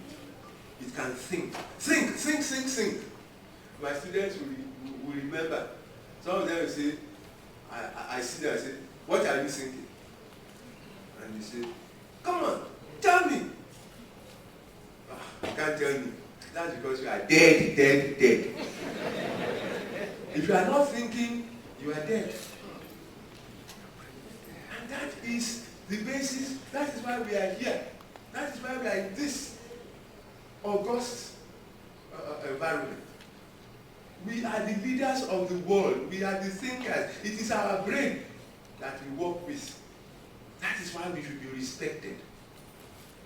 Now we are working with our brain, the most important organ in the body. In fact, the organ that dictates to all other organs. You know, when we started, our brain started getting bigger. Our stomach started shrinking. Our intestines started getting shorter. Because the brain was there, it was working. And those of us that come here and try to stimulate others to think, we are most important to the further development of Homo sapiens sapiens. Now, Homo sapiens sapiens, there is another person who added something else to the Homo thing. He said, Homo sapiens aestheticus. Homo sapiens that appreciates beauty. Beauty. Beauty in all things, in nature, in the written word. Sometimes I read a sentence and I'm telling you I've almost moved to tears by the beauty of it. Years after I left the secondary school, my classmates are there. They remember that I was a very poor physicist. Well, it's all right.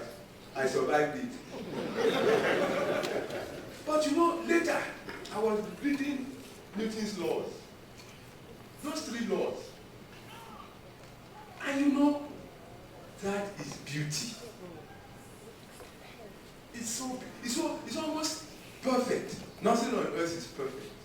But when you read those laws, you think you are close to perfection. And that is the point that we have to make. That we are here because of our brain. And we must use those brains in order for us to continue the ascent of man. My chairman made mention of Plato's Academy. That was the first tertiary institution in the world. It was a place where people came together to discuss ideas. It was a place where they challenged their brains to work for them. It was a place where contemplation was regarded with greater respect than action. And it lasted for 200 years until the Roman general, Romans were barbarians. They thought others were, but they were as barbaric as the barbarians. He shut down the academy. Sulla was his name. If you do good, we remember you. If you do bad, we will also remember you. Plato is remembered for the academy, for setting humankind on a new path, the path of philosophy. And that path led us into the realms of science, when we began to really look at our environment, and we began to ask questions of it, and we began to see that we have the capacity to do something to the environment for our own comfort. And that is the stage we are in. Don't let us think that this stage we can take it for granted. There was a time when we called the Dark Ages, when darkness was upon the world, when thought was put in bondage, and evil men were in control. But then, because you are human, because you got this brain, the age of enlightenment arrived, and we began to enter the age of science. We began to print books. And I can tell you, books are the salt of the earth. When you read books, when you write books, you are in another world. You are in the world, you are now a creator of ideas, and so on and so forth. That is why the university is a very, very, very important place. It's a very important institution. It's an institution that is more powerful than any individual. Yeah, you all say, Lamikanra was here for 50 years. So what? In 50 years time, nobody is going to remember that Lamikanra was here for so long. The institution is more important than any individual. And that is why we must say that we must do everything to make sure that our institution, not just this institution at Ife, but the university system, the Nigeria's educational system, that it performs. And I'm going to say one thing. There is something we call free education. Let me use a very contemporary description. That is bullshit. That is the ultimate bullshit. When people tell you about free education, they are bullshitting you. You must pay for education. Somebody must pay for education. And I don't give a damn who pays for education. Somebody must pay. The people who have been talking about free education have been playing politics. They know it is not possible. So they just give up. They don't pay teachers. Let me tell you, if my parents were teachers in the age of free education, I would not be here. Because they would have suffered so much that I would have said, no way I'm going to be a teacher at any level. In the same way that my own children don't want to be lecturers. They say, what? That is because some people are not doing what they should be doing. A lot of people will come to places like this and say, I now call on government. There's no government in Nigeria. There has not been a government in Nigeria since May 1962. That is when we began playing politics in this country. That is when we thought governance was a question of getting to power. And then you get to power and all you want to do there is to hold on to power, to prevent other people from getting power. And when you cannot prevent them, to make sure that when they throw you out of power, you are still fighting against them.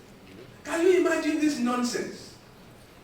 That we had an election earlier this year, and some people are preparing for the next election. Idiots. People who don't think. People who are less than Australopithecus. People who are less than Australopithecus with a small brain. When are we going to stop playing politics in this country? When are we going to make sure that in my lab I have the equipment to work with? When are they going to say, make it possible for me to talk about ideas? When are they going to make it possible for me not to cohabit with mediocre people? Because let me tell you, the best people are no longer coming to the university. They are going elsewhere. They are becoming crypto bank managers. They are becoming oil workers. They are into oil and gas. Those are the best people. They want to leave those of us who may not be as criminally endowed as they are to stay in the university and continue to teach what they know they should not be teaching. Where is the research culture within our university? When are we going to be able to go into our lab and do work that we are going to be proud of? We are every bit as intelligent and as educated as people in Harvard. But in Harvard, if you send your child to Harvard, better be prepared to pay $60,000 every year for his tuition. The man in the, come on. The man here sends his child to Ife and gives him 5,000 naira for first fare and maybe nothing more. Parents, we must challenge them, look after your children. The most important thing that you can do for your children is provide them with an education. I am tired. I thought I would be sad going away. I am not. Because for many years I've been struggling against bullshit. For many years, we have not been able to do anything tangible. We continue to teach those things we know we should not be teaching because there is nothing else to teach. We are not teaching people who are not even equipped to be within the university system. You see a person who can pass 5 at credit level, 5 papers in 2 cities.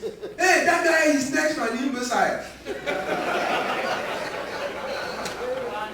What is he doing in a university? What can he gain from a university? How did he pass that JAM exam? How did he even get the credits that he got at 3 or 4 cities or whatever city? We are shortchanging ourselves. And then these people, some against all odds, we produce them. And then one day the WhatsApp call comes. Prof, I'm now in Toronto. What are you doing in Toronto, for God's sake? I taught you so that you can come and practice pharmacy in Ibadan. You are practicing it in Toronto. The people in Toronto did not even give a cent towards your education. And then, let me tell you, the people in diaspora, they are gone. They are lost. They are finished. They are finished with you. They are finished with us. The other day I was with people who were, yeah, they are doing great things. For who? For themselves as individuals, not for our society. I don't blame them. They have a right. But let no one begin to tell me that people in diaspora are Nigerians. They are not Nigerians. They will not come back. Apologies to my to my dear student, Professor Iruka Okeke, who has come back. He's the only one I know who has done it. The others are there. And I told one person from the diaspora who came to me, I'm coming back. I said, you are not coming back. He said, I'm building a house in my village. You will not live there. He said to me, what are you saying? And I said, listen, you are there with your wife. I said, yes. Your children, they are Americans. Yes? Yes. Okay. Now let me tell you what will happen when you want to come back to Nigeria. You will call your wife and say, Mama Bisi, let's go home. Mama Bisi will say, that is the best idea you have had in a long time. You will start buying pots and pans. She's telling you a big lie. Just a minute, sir. I will soon round up. He's telling a lie. Just before you go, Baba Bisi, Bisi will go to Baba Bisi, and you know Bisi is pregnant. When she delivers, then when Bisi's baby is 1 year old, that was baby, he just started it. I said, Mr. Man, you might think of coming back to Nigeria, but bear it in mind, you will come back alone. If you want to come back, BC is going to stay in America. BC will stay in America. Therefore, who has never been to Nigeria, will not, if your mother is still alive, the day she dies, therefore is not going to be there to make funeral, to take part in funeral activities. What we are saying, ladies and gentlemen, we live in a country where the intellect is being abused. We live in a country where we are not given the wherewithal to build on an education, a firm educational foundation for our children. I got better education than my children. That is the tragedy of my life. They should have a better education than I had. But the opportunities are no longer there. You go to hospitals, you say that there are no drugs. How can there be drugs? All the money has been used to pay the pharmacist and the doctor. There is none left to buy drugs. When I practiced pharmacy for only I'm going to Whisper for only 3 months. I dispensed drugs like a pharmacist. And at that time, in 1972, I did not know there was nothing called a generic drug. All our drugs were by the big companies, who all existed in Lagos. How many of them are there? Virtually none. Those are the things that are not going to help us to continue with our ascent. Ladies and gentlemen, we can go on talking like this for a long time, but I know that I should stop. Thank you very much.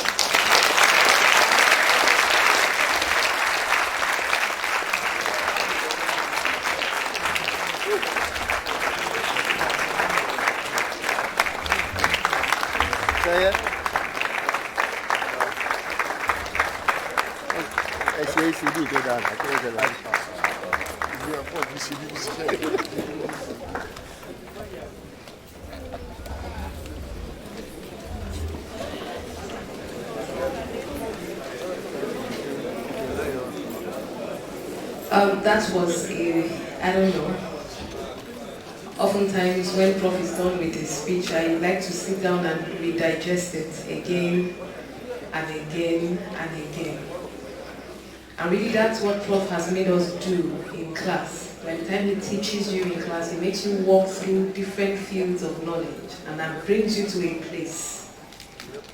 Brings you to a place where you just keep thinking about it. I believe we enjoyed that lecture. BAWI. Very quickly, before we move on to the next item on the agenda, we have just some more visitors in our midst. We should recognize Professor Osazua, Professor Lamikanra's first postgraduate student is in our midst from the University of Benin. You're welcome, sir. And then we have the Association of the Nigerian Authors Family, Professor Shemu Adekoya, the ex-chairman. Please let's put our hands together. Muriola Awoshimo, the state chairman of the Association of Nigerian Authors. And then we have Larry Fadausi, the State Chairman, National Intervention Movement. Please let's put our hands together for them. As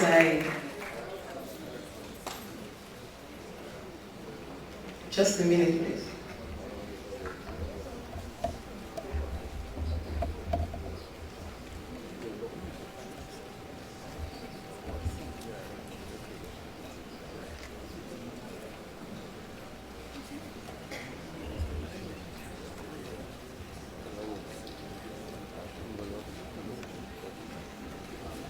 I've also been duly informed that Professor Kemi Rotimi is in our midst. Please let's put our hands together and celebrate.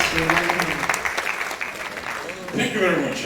Right now, let's move on to the overview because we are past visit time due to no fault of yours, but not because we didn't start on time.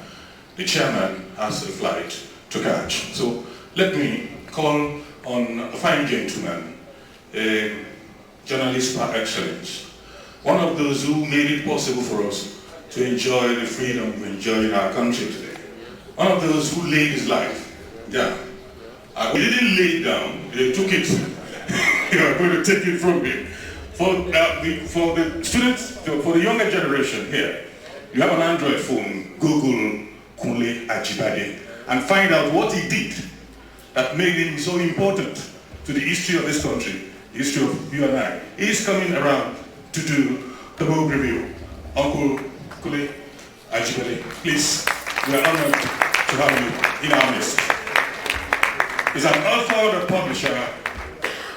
He's a public intellectual.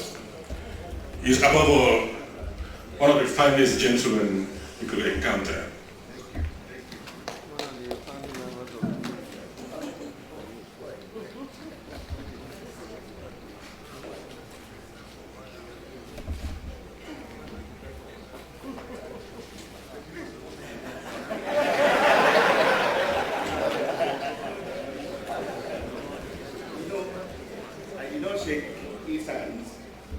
Because he has stolen the thunder from me. When I called him to ask about this obligation, he said that, well, he will speak before me. I said, Mugbe. I mean, because I know of his eloquence and he has demonstrated that this man is just a genius.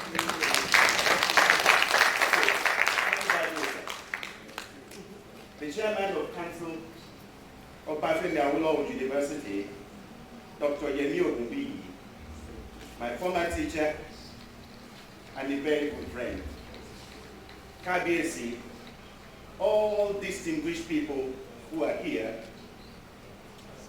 thank you so much for honoring this man. The title of the review is Lamikanra's Half a Century at Ife.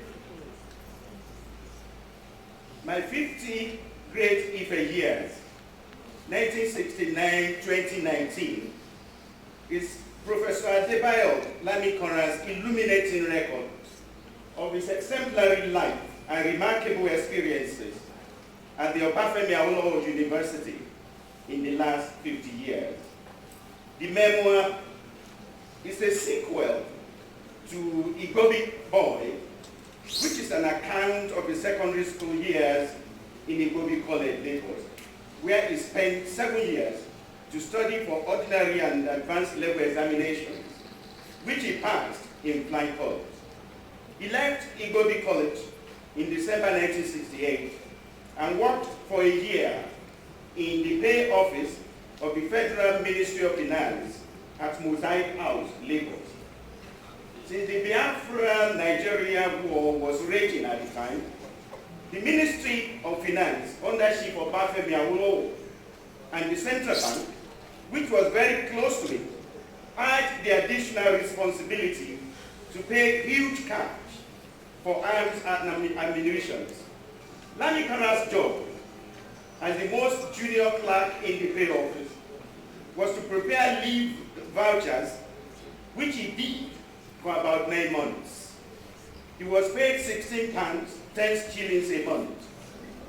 Looking back, Lamikanra writes, I can conclude that it was indeed an enjoyable interview. I arrived at work early in the morning, having been given a ride to work by either my father, who worked in BP House around the corner in Broad Street, or Mr. Genio, who worked in the Federal Ministry of Justice on the Marina. Those rides were usually uneventful as we left home in the Lupejo estate early enough to beat the brunt of the traffic streaming into Lagos Island every morning, as with us over the Kata Bridge, or for others over the newly completed Eko Bridge, unquote. From UTC, the then the biggest departmental store, where he always went for snacks, he could watch with absolute pleasure the heavenly marina. And because our papa dogs were on the other side, he could also watch our ships were sailing gloriously into port. During this gap year, he also spent a lot of time with Uncle George, actually his father's cousin, who worked on the sports desk of the Daily Sketch, which had its offices on Broad Street. Together with this journalist, he watched for free all the marvelous games played at the Onikon Stadium, the Principal Cup, the Challenge Cup, the Manual Cup competitions, all of them. Lagos was at that time the center for cricket in the country, and Lamikanra was a regular playing member of the Lagos Amateur Cricket Club. The lagoon by Onikon Stadium was still a beauty to behold. True, the traffic congestion was already becoming a problem, but buses ran on time. Lamikanra described that period of his youth as balmy days, quote and unquote. The pleasant Lagos of the 60s that Lamikanra rhapsodizes here, you must remember, was the upper middle class Lagos. But this Lagos boy had to leave the city in September 1969 in quest of knowledge at the University of Ife. When his name appeared on the admission list of the university, published in the Daily Sketch, his father was far away in Geneva attending the annual International Labour Organization conference as part of the Nigerian delegation. In appreciation of his son's feat, he bought a relatively expensive automatic wristwatch for him, which he used for a long time. His father, as a graduate of St. Andrew's College, Oyo, was the one who encouraged Lamikanra and his siblings to study medicine or pharmacy or any professional course. Definitely not any of the art courses in which Lamikanra was obviously excelling. That's why Lamikanra described his father in this book as the author of his destiny. He was still an art student until his first time in Form 5 at Igobi College, when he registered for science subjects. Not a few of his classmates were surprised. They thought he couldn't be serious. Like many other things in his life, however, he regarded their contempt and mockery as a challenge, and he rose mightily to that challenge. In the end, he made decent grades in all his papers. By the time he got admission to the University of Ife, he had never been to the university campus. He only chose the university because it was the only one of the fourth generation universities that had faculty of pharmacy. When he finally got to the campus, after a day of delay, not a day of delay, after a delay in Ibadan, because of the Adebayo unrest, he simply fell in love with the beauty of the campus. The memory of that beauty is painstakingly described in his book. Lamikanra says that he was proud right from the beginning of the magnificent institution in which I immediately, and I'm quoting him now, in which I immediately began to look forward to spending 3 rewarding years, end of quote. After the January 15, 1966 coup, during which Chief Ladoke Akintola the premier of the Western region, whose government was a clog in the wheel of progress of the young University of Ife, had been assassinated. The new man in the saddle, Colonel Adebayo Lamikanra, took it upon himself to actualize the dream of the Obafemi Awolowo's government of building not just the most beautiful university in Africa, but one of the best in the world in terms of the quality of its research and learning. Fajui was so passionate about this big dream that he chose Professor Ezekiel Oluwasomi, one of the planners of this university, as the Vice Chancellor. The high standard for which Professor Oluwasomi had been justly praised, and the grace of his conduct in office are the yardsticks with which Lamikanra judges successive Vice Chancellors of this university. His insistence on these higher standards brought him in perennial conflict with some authority figures in this university who did not forgive him for his unbearably scathing yet objective assessments of their personalities and their mediocre style of governance in this manner. Professor Ezekiel Oluwasomi has spent 3 years as Vice Chancellor by the time Lamikanra entered the university, which was then a giant construction site. Although he did his orientation at the permanent site, it was to the old College of Arts and Science and Technology at Ibadan, a temporary site which housed Faculty of Pharmacy that he returned for his training. With the University of Ibadan very close by, it was as if he was admitted to one university and got another one for free. Lamikanra, the Lagos boy, socialized so easily and confidently, even when the then Faculty of Pharmacy had a reputation for being so difficult. He was very active in sports. He was a member of ISOC circles. He even contested for the post of all chairman and lost. To be sure, he decided to contest on a whim because a student had boasted that nobody could challenge a candidate who was already presumed a winner. Lamikanra campaigned vigorously in good English. But politics, as we all know, is not only about eloquence. So he was roundly trounced at the polls. After the election, many of the students told him that he was a better candidate with excellent programs, but his problem was that he spoke too much English.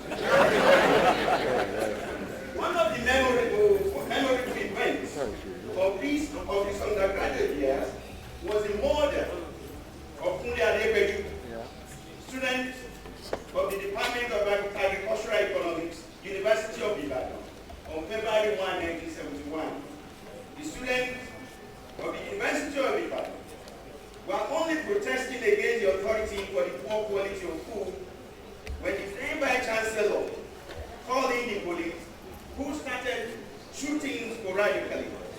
Adebayo was killed by stray bullets in front of Queen Elizabeth II. The entire nation that had not experienced this kind of tragedy was shell-shocked. Lamikanra was at St. Anne's Church for Adebayo's funeral, where he met the young and already famous Wole Soyinka, who was also there to pay his last respect to Kunle Adebayo. The Faculty of Pharmacy that Adebayo Lamikanra was admitted to in 1969 was a very, very difficult faculty. Indeed, according to Lamikanra, students of other faculties knew that, and I quote him, pharmacy is 3 plus X years, where X is unknown, end of quote. Meaning, you could spend many years for a 3-year course if you are not so brilliant and diligent. But Lamikanra finished his studies on time. He writes in detail about how he surmounted his difficulty. he observed that there was no doubt that the quality of the pharmaceutical education that his generation of students was exposed to was very high, and there was a large and highly competent professor to take those students through their paces. He celebrates the diversity of the teachers who have come to Ife from different parts of the world, thereby giving the universe in the university a true meaning. This was not limited to the Faculty of Pharmacy, to the best of my knowledge, since I'm also a graduate of this school. The entire university embraced this diversity at the time. Lamikanra pays a glowing tribute to the memory and achievements of many of his teachers who worked tirelessly to raise the standard of this Faculty of Pharmacy, the first Faculty of Pharmacy, to the best of any of the best universities in the world.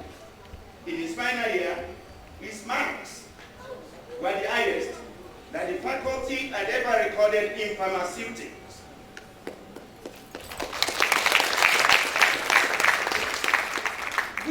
Which was why he was the winner of the Booth Prize for Pharmaceutics that year. Listen to this, yet he was not one of the few students who made 2-1. He made a 2-2. The young man was devastated and went straight to his head of department, Dr. Ogunlana, to complain. Ogunlana told him that he was very, very, very, very close to 2-1.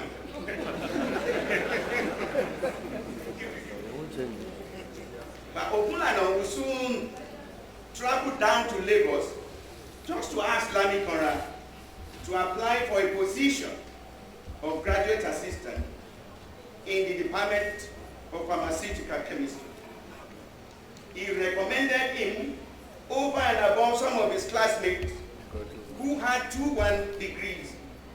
That was how Lamikanra returned to Ife as a young teacher, having to teach some of his classmates who had extra years. With the staff development scheme in place, University of Ife paid for his doctorate at the University of Manchester. Professor Ojo of the Department of Physics, who was the chairman of the College of Science at that time, tried to encourage him to choose pharmaceutical technology. But Lamikanra insisted that it was either pharmaceutical microbiology or nothing. He would have missed the chance of going to the University of Manchester if Dr. Ogunlana had not written to the Vice Chancellor, Professor Ezekiel Oluwasomi, who rapidly approved his sponsorship, which is why this book is co-dedicated to Professor Ezekiel Oluwasomi. On September 27, 1973, he left for Manchester. As a football lover, one of the major things the young Lamikanra started looking forward to was watching live the Manchester City Football Club games. And he had more than enough of those games during his 3-year stay. He worked hard on his PhD under the supervision of Dr. Michael Charles Allwood, who informed him at the end of his first year to proceed from a master's program to the PhD program after a satisfactory performance. Lamikanra was not a nerd at the University of Manchester. Together with his Nigerian friends, particularly those Lagos boys, he organized parties to no end, to which other nationals were invited. He was also a member of the University of Manchester Staff Cricket Club, which he played 3 games every week. He played 5-a-side football too. He watched a lot of sports programs on the television. He learned how to cook, how to sew, carrying out minor repairs to his own clothes. He subscribed to the Guardian of London and read it inside out. He also read a lot of fiction and non-fiction. He was, most crucially, at the University of Manchester, that it was at the University of Manchester that he read a lot of books on socialism. He was convinced that, and I quote, no alternative to socialism as a way to deliver social justice, end of quote. In 1973, he had witnessed in England the mess that the Conservative Party made of the economic and social lives of the people under Edward Heath, and the progress made with the pro-people policy of the Labour Party when Harold Wilson took over. When the University of Manchester decided to discuss the government's proposal that the overseas students' fees should be jacked up, Lamikanra, who was the only overseas student on the faculty committee, told the committee that increasing the fees of overseas students was neither justified nor justified, as those of them from the former colonies of Britain and contributed immensely to the development of Britain. He further argued that if Britain insisted, the Soviet Union would be more than willing to admit those students to its universities. In the end, the proposal was suspended. Lamikanra admitted that at this period in his life, he was a pampered child of the University of Ife, for the money never for 1 month failed to come at the right time. This is one major reason that he has emotionally stayed in Ife as a way of paying back to the school that was more than generous to him, and as a way of passing on the kindness. When it was time to write up his thesis, he threw himself completely in it, that the supervisor, Dr. Awu, and the external examiner, Dr. Denver himself, a leading authority in his field, never stopped praising the quality of his research, and particularly the quality of his writing.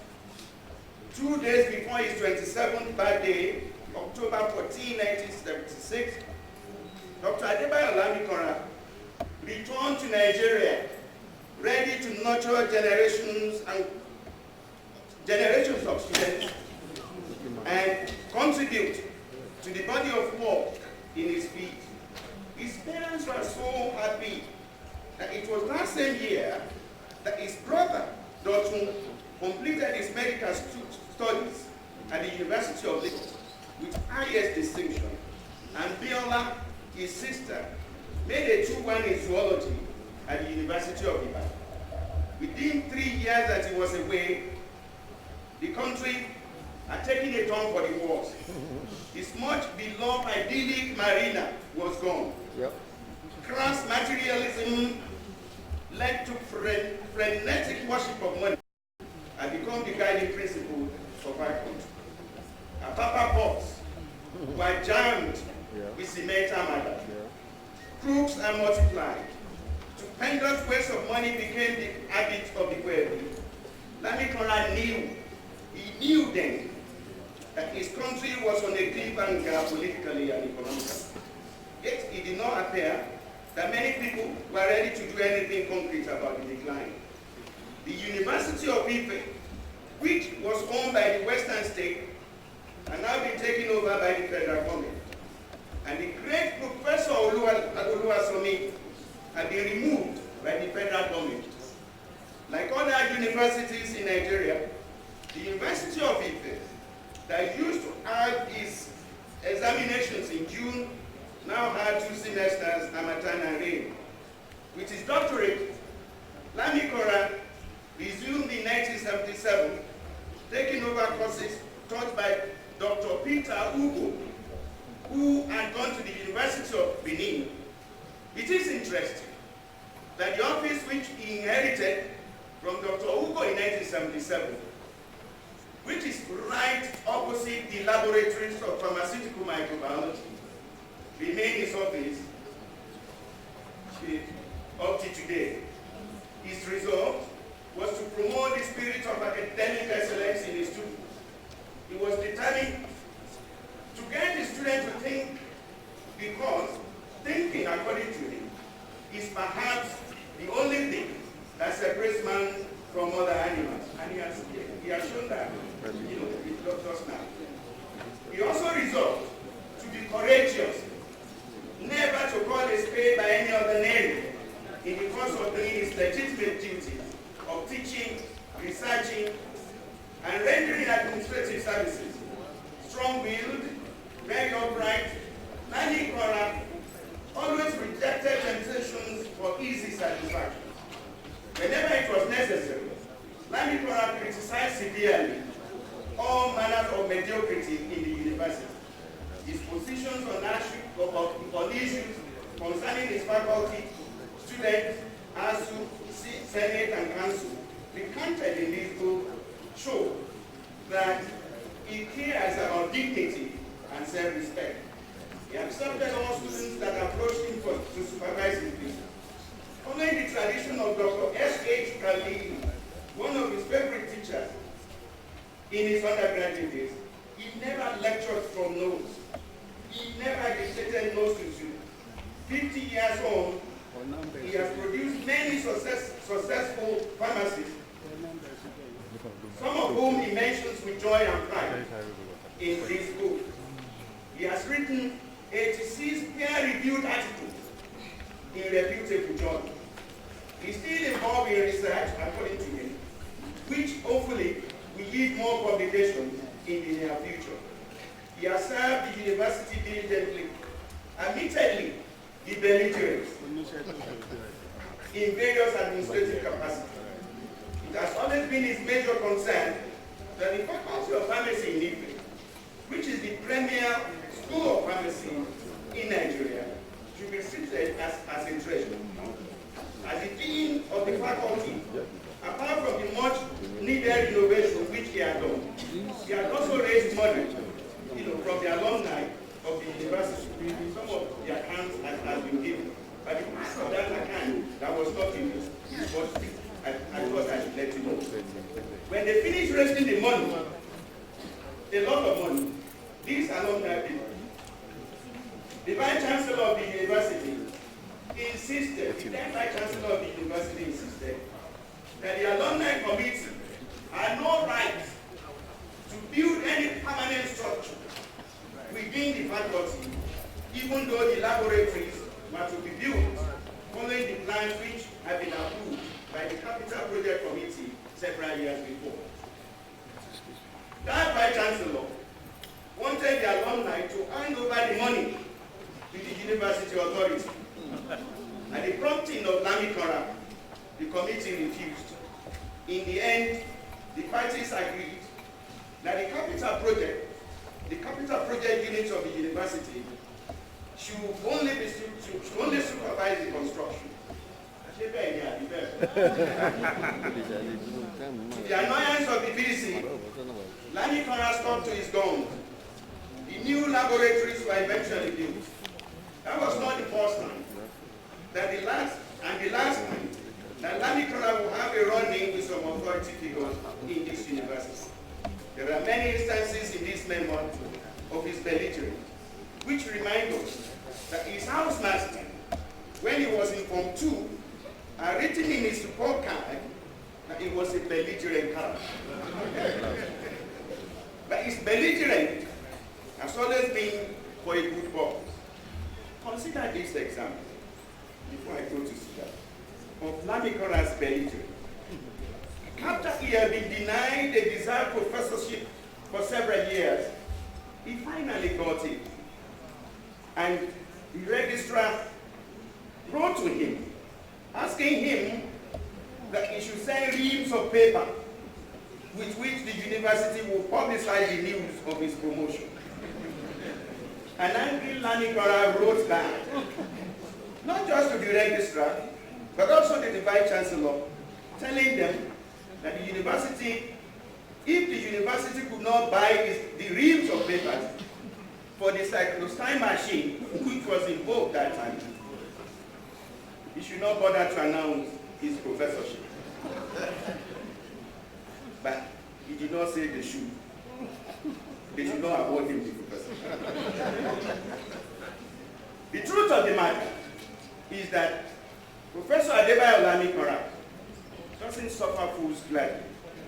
Whether they are vice chancellors, whether they are student union leaders like Tony Fash, or a supplier of equipment who wanted to bribe him, or parents of students who desperately wanted admission for their wards in the Faculty of Pharmacy. Lamikanra contested for the post of Vice Chancellor 3 times and lost. The reports are all in this book. And even after he had made the shortlist call, not because he was not qualified, as this memoir shows, but because he just would not play the game of sending people on his behalf to the president of Nigeria, who ultimately appoint vice chancellors for all federal universities. It is this kind of anomaly that Lamikanra always rails against in his op-ed pieces in the Guardian, for which he is well known and highly respected outside of the academia. There are stories in this book about how he started writing for the Guardian, about all the student clashes with the authority in this university, and the roles he played in solving some of the problems that led to those crises. There are stories about the University of Zoological Garden, that used to be an interesting fixture in this campus, now rendered rustic. About student armed robbers who terrorized lecturers in the staff quarters. About his well-kept garden. About the various sports clubs he started and ran successfully with others like Dr. Yemi Ogunbi. About the scientific and cultural discoveries in Sweden when he was there on sabbatical. About how he turned around, not as chairman, but as sole administrator, the moribund staff club. About how he became a lover of jazz music and the jazz club that he formed in this university to promote the music. About the Ife Poetry Festival, the oldest running poetry festival in Nigeria, which he started in 1998.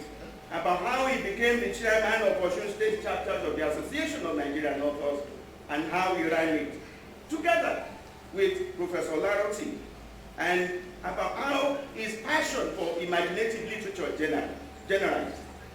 In this memoir, Memories, Wake Up History, Amnesia Surrenders to Nostalgia. Finally, ladies and gentlemen, given Lamikanra's prodigious memory, his very rich imagination, his facility for words, and the discipline to manage these gifts. Because you could have all the gifts without the discipline to manage the gift. It is no wonder that he writes penetratingly and lucidly. His eloquent words simply roll out precisely and pure. Each time he analyzes political events in this book, he is adept and meticulous. He is a benign and thrilling clarifier with a keen sense of higher purpose. A higher purpose that demands a devotion to noble ideas. The book allows you to smoothly fly in Lamikanra's orbit, where you encounter the goodness of the science of pharmacy and excited about the power of creativity, the power of curiosity, and the power of dissect. G. LeBeau, a professor of American history at Harvard University, told some students recently that history is the art of making an argument about the past by telling to accountable evidence. To a very large extent in this memoir, the argument of Lamikanra is about the necessity for a restoration of core values and principles that will nourish and extend the frontiers of enlightenment and modernity itself. All the evidence-based stories he has told in this memoir justify his very important argument, and the stories are carefully articulated. I thank you so much for listening.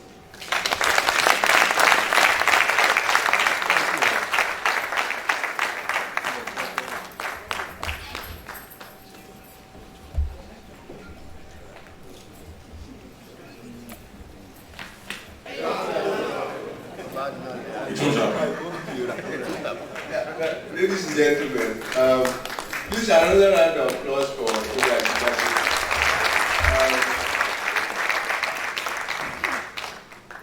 Long before now, you were told about his imprisonment. Yeah. And at that time, I wrote a poem about it. Because he was locked up for 3 years and more. So the title of the poem is 3 years and more. 3 years. 3 long years and more. Wasted in the murderous gulag. Doing penance for nothing. 3 long years and more. Away from the comforts of home and hearth. Put away for crimes which extended only in the mind of a man driven mad by the love of self. A peacock with feathers on the inside. Those 3 hopeless years and more, on the inside of a vile lockup, strong rising sap slowly turned to gall, heavy and cold, precious life-giving seeds turned to dust, choking and poisonous, useless as yesterday's breeze. For 3 and more years, the sun was a stranger, his friendly rays blocked off by the sandy crust of the tomb which imprisoned the dreams of paradise. 3 goofy years and more, the days of which flowed one into the other, joining without a sea, as the sands of time dribbled away, lost to the vile nothingness of infamy. Then, glory be, the Lord of the flies, carousing in his gilded tomb, in the shadow of the rock, swallowed his breath and was carted away to be interred like the remnants of yesterday's feast. Now, the tombs are open, casting out those who are dead and are alive once more, alive to fulfill the destiny of our glorious rebirth. Thank you.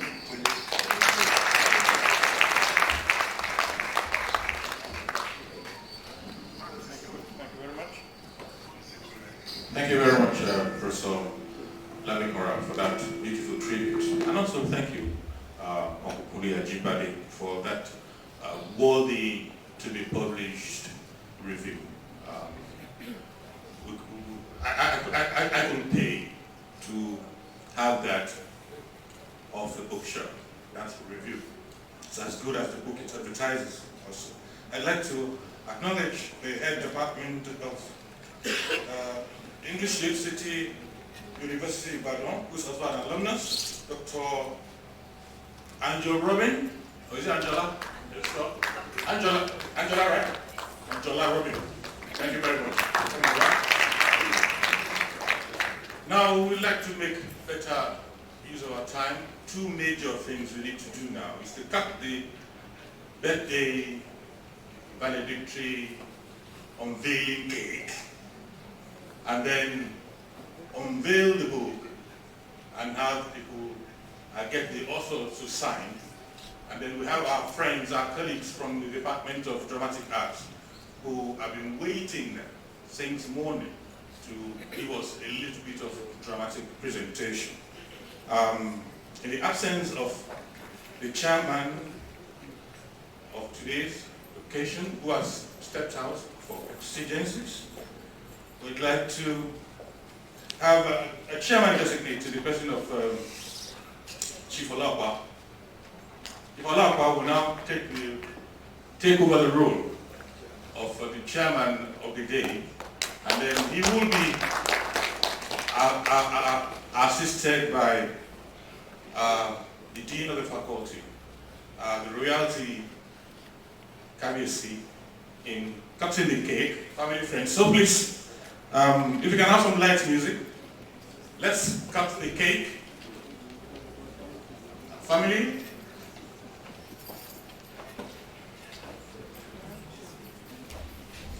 Children. Wife.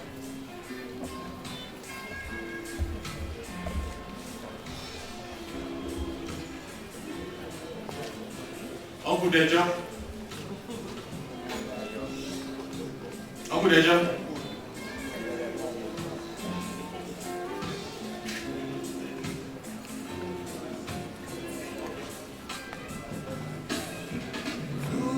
You won't call me. Can we move? Rocco, you won't call me.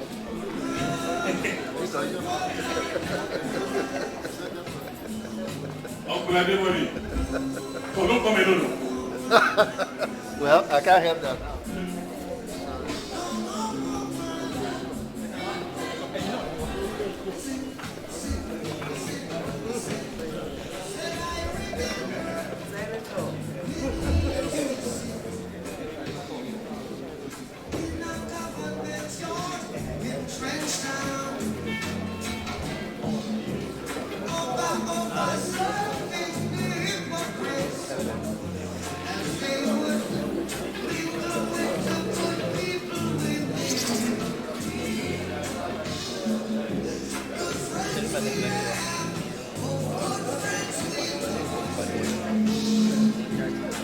Chairman,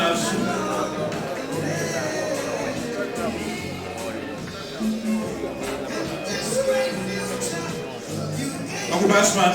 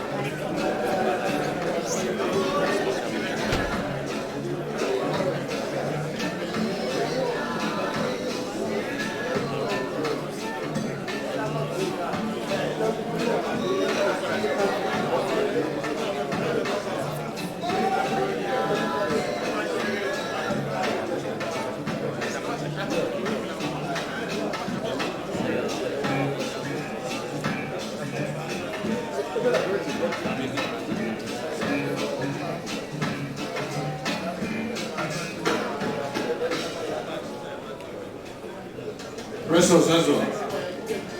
Professor Sazo. Please come.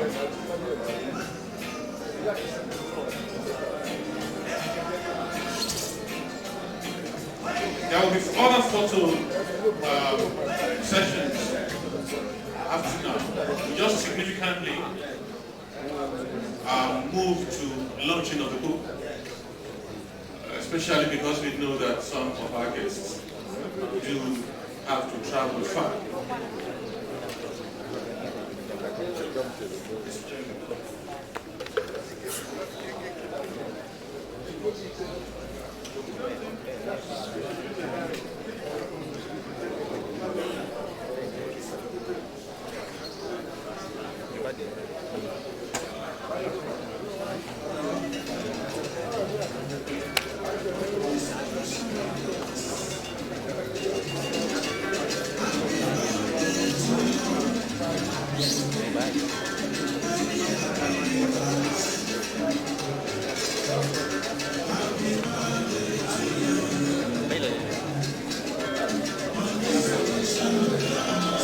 Now, can we move to the book? Chief Alapa. The book. Now we'd like to launch, we'd like to unveil the book.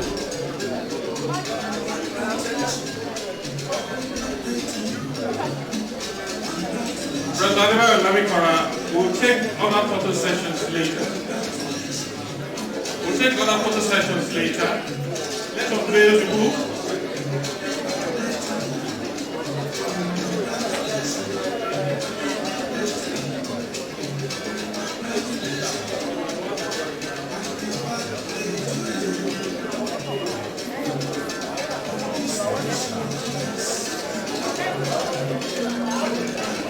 Unveiling the book is also another opportunity for taking pictures.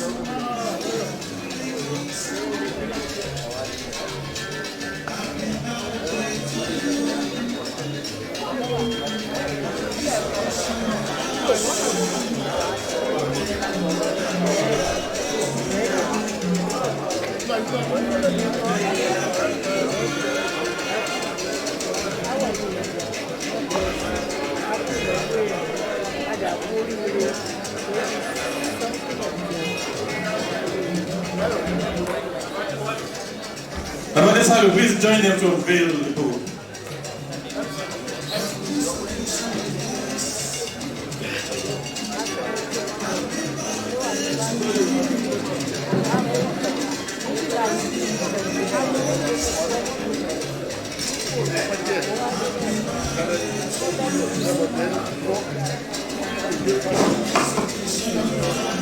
Hello.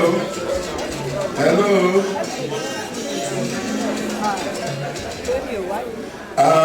Distinguished ladies and gentlemen, the time is fast spent. We'll do this as quickly as possible. When you hold the mic, it suddenly confers some powers on you. And I intend to use that to the maximum. We know that this is 3-in-1. Retirement, birthday, and book launch. And being the global chairman of GIPA, I want to use that opportunity of being the acting chairman now, or acting substantive chairman, to start from the middle. I think the rear has been dealt with, the retirement, the birthday. GIPA has a present for the founding father of GIPA.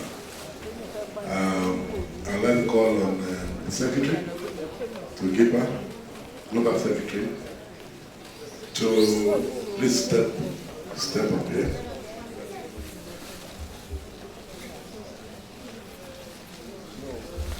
On behalf of GIPA worldwide, would like to present this plaque, 78th birthday plaque, to Professor Adebayo Lamikanra for the excellent role he played in the formation of this association.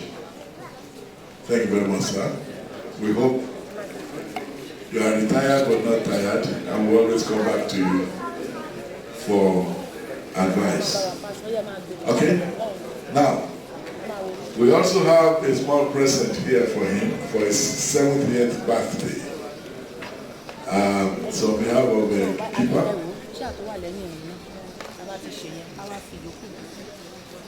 we'd like to give this to you in remembrance of your 70th birthday. And finally, now I'll do the role. I'm going to perform the role that I've been asked to come and perform now. That of unveiling this beautiful book that has been so eloquently reviewed by Mr. Kunle Ajibade.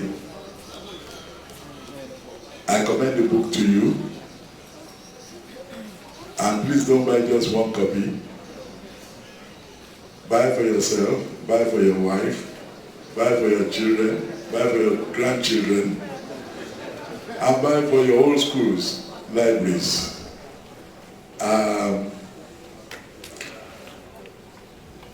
To the glory of God.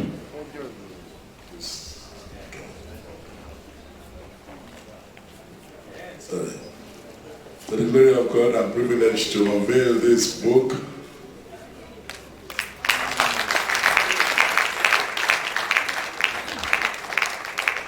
I wish to launch this on behalf of Keeper with 100,000 naira. Thank you. MC, please come and do your Can we have the Dean also announce his own launching? Well, my secretary doesn't give a free lunch. He wants to know how many copies we are taking to Lagos. 5? Okay, we'll take 5.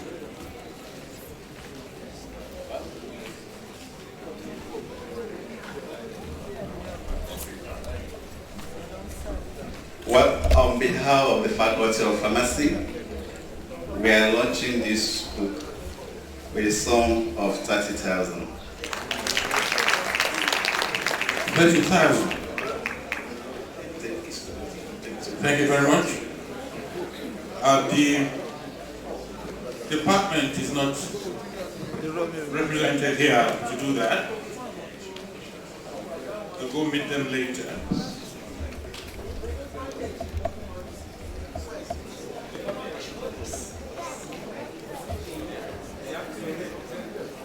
The acting head of the department. On behalf of the Department of Pharmaceutics, we are launching one for 10,000 naira. One for 10,000. This book, a copy is not going for less than 5,000 naira inside this hall. That's the decided price.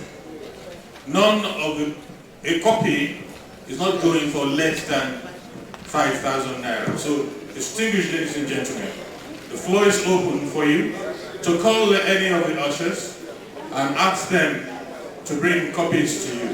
You may not have to stress yourself standing up and walking down the aisle.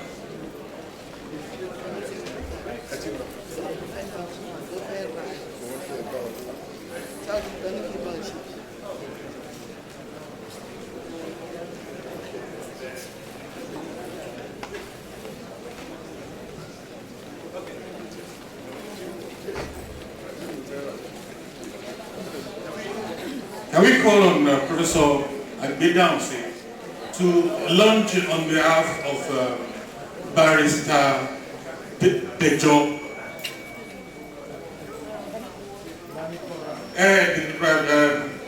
Barrister Dejo Lamikanra, a cousin to Professor Adebayo Lamikanra.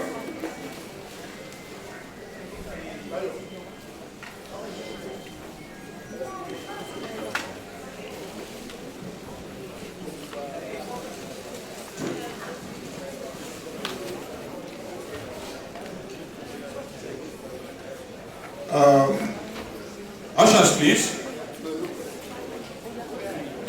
I've been asked to launch on behalf of the Lamikanra son,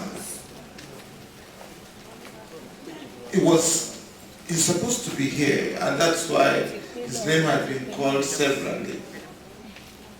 He was on his way yesterday, but because of the situation in the country, before he got to Kaba, he had to turn back.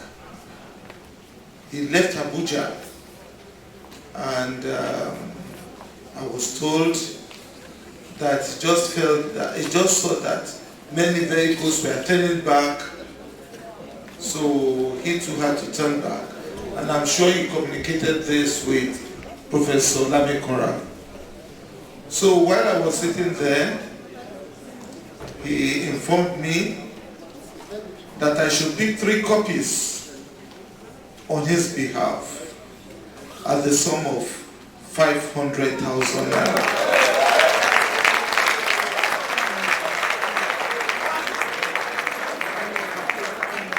So I know that Professor Lamikanra knows how he will get his money from me, 500,000 naira. But on my behalf, I'm having a copy of the book for the sum of 20,000 naira.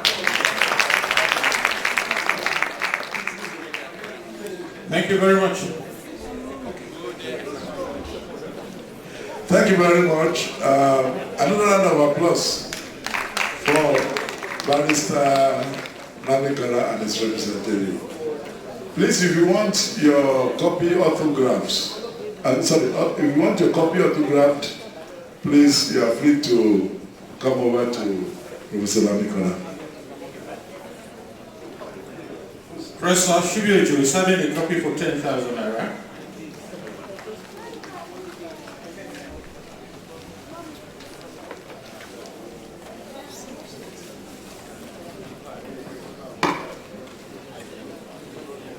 Osun State Co-Farm.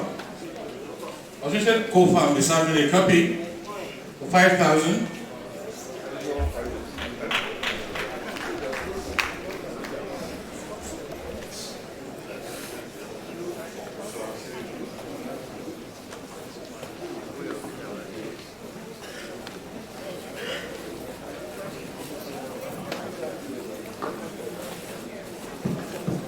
Francis Adebayo Lamikanra 2 copies for 10,000 naira.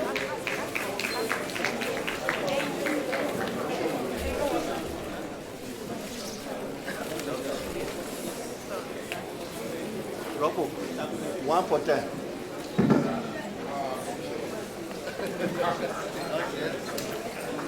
Dr. Adebayo is having 1 copy for 10,000 naira.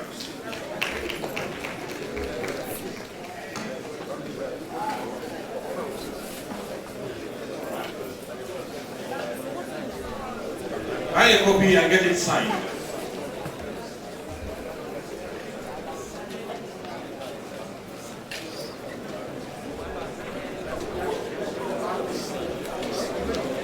The Castle Martins are taking 5 copies for 50,000 naira.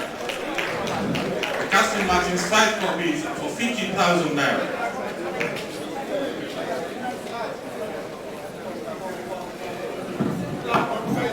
The Vice Dean of the faculty is taking 2 copies for 10,000 naira.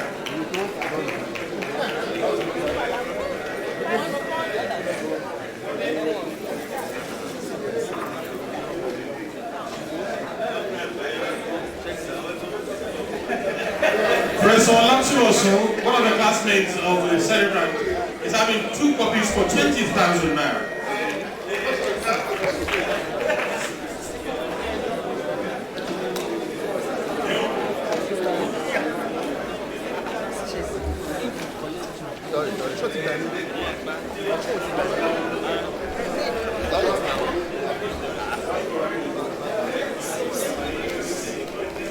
National Association of Academic Pharmacists, NAPA only, 1 copy for 10,000 naira.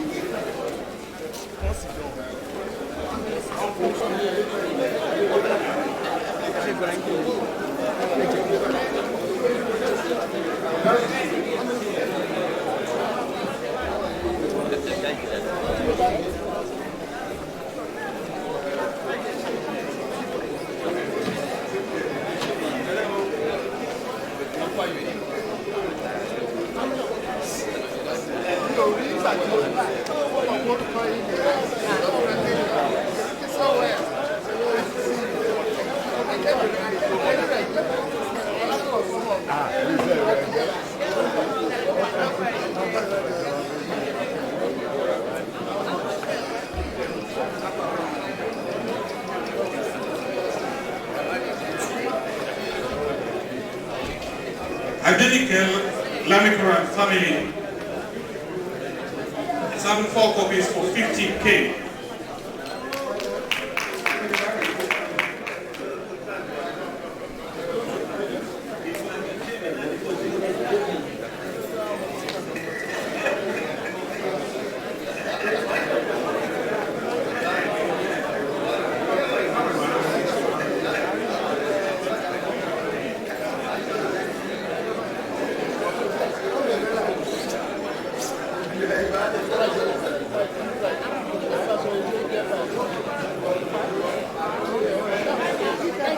Now, can our friends from the Dramatic Arts Department get ready to hit the stage?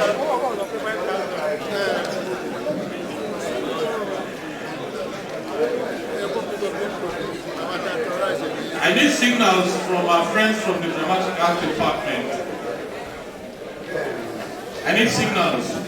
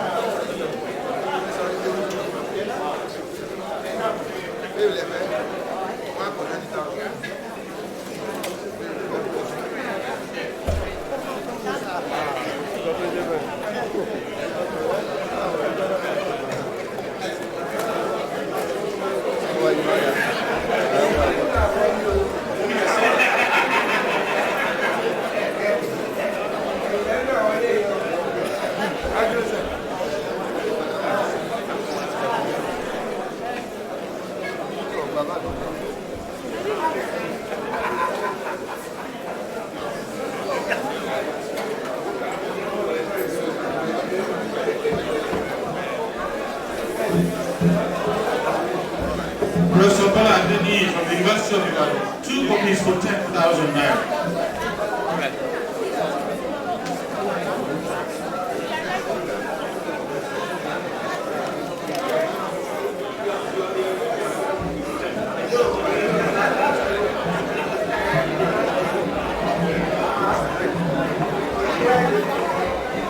Professor T. Olugade, 1 copy for 10,000 naira.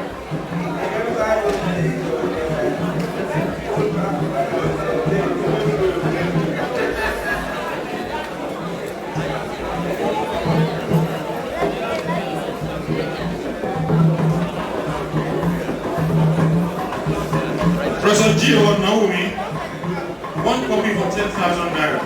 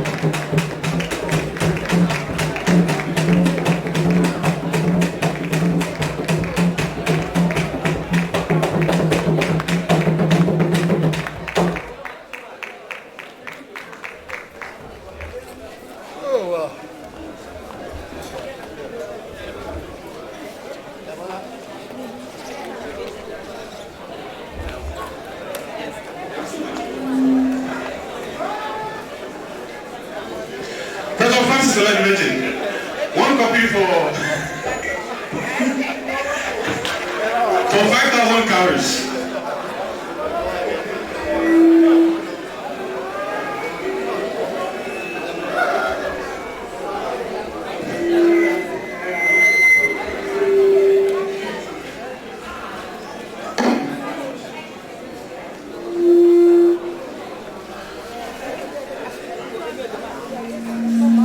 Individual members of ASU have been picking copies.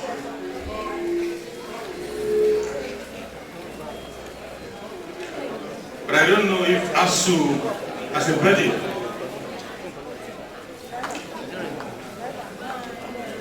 Will come out now. I trust them anyway, because President Lamikanra and ASU have come a long way. I'm sure they will do what is right.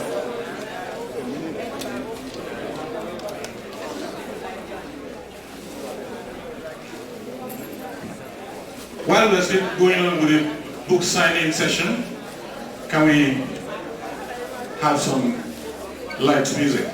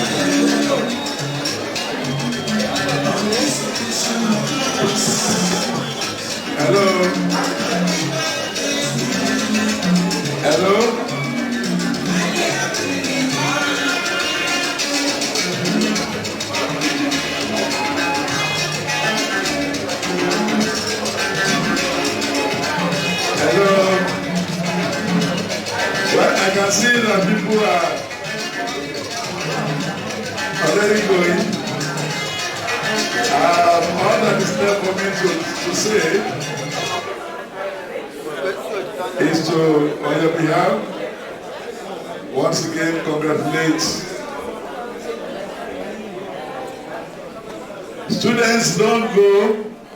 I've been told that you should not leave.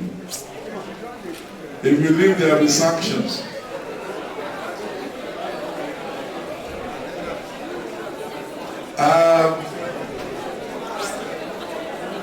On your behalf, I would like once again to wish Professor Lamikanra a very happy birthday, a restful retirement. I can see him smiling because I know that he's not tired. He had a very good beginning at Ife and is ending on a high. So we congratulate you, sir. I wish you well. We want to congratulate your wife, your children and your grandchildren for witnessing today and hope that they will take a cue from this and know that it is good to be nice. Thank you all. There is still a vote of thanks. I don't want to usurp Professor Adebayo's role. And I'd like to call on him now to come and give the vote of thanks so that we can leave. Professor Adebayo, please.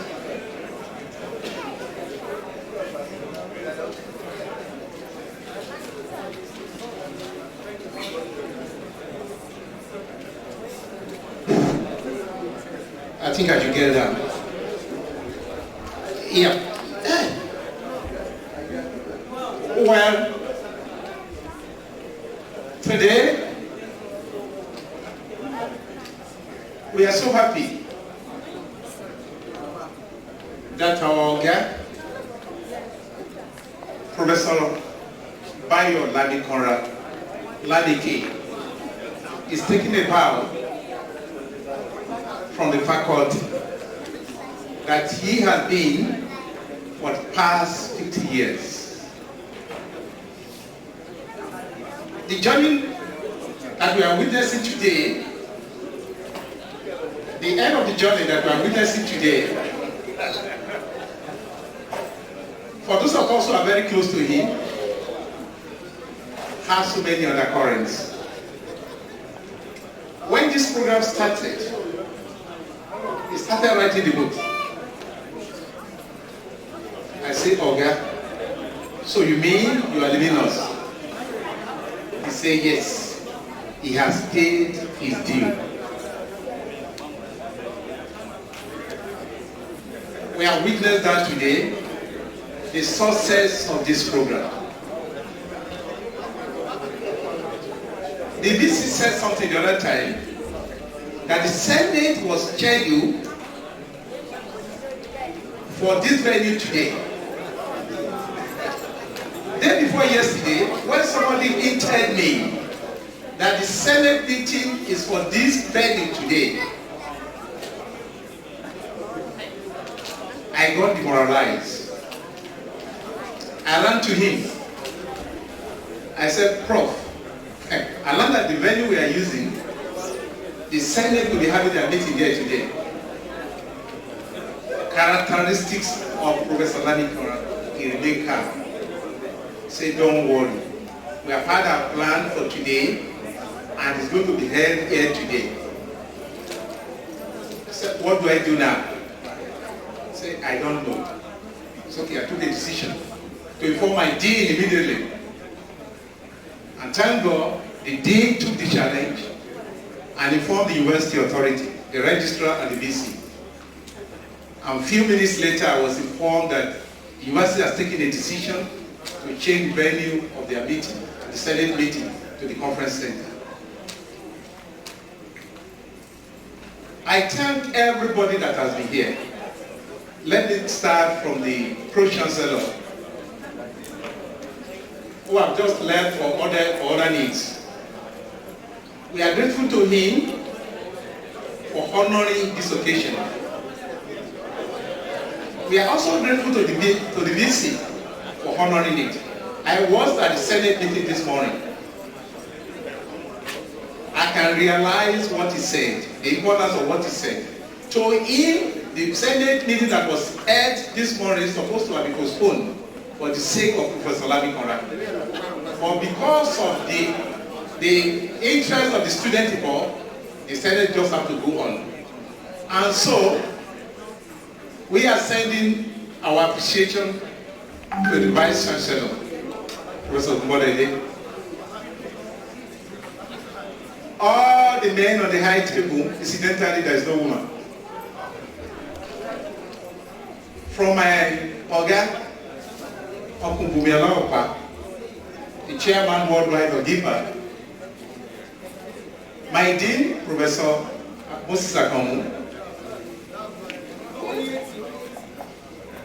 and those people, the big guns that came, KBSC, Oba Ilaramoki, and all the professors that came from far and wide, and those from within, we appreciate them.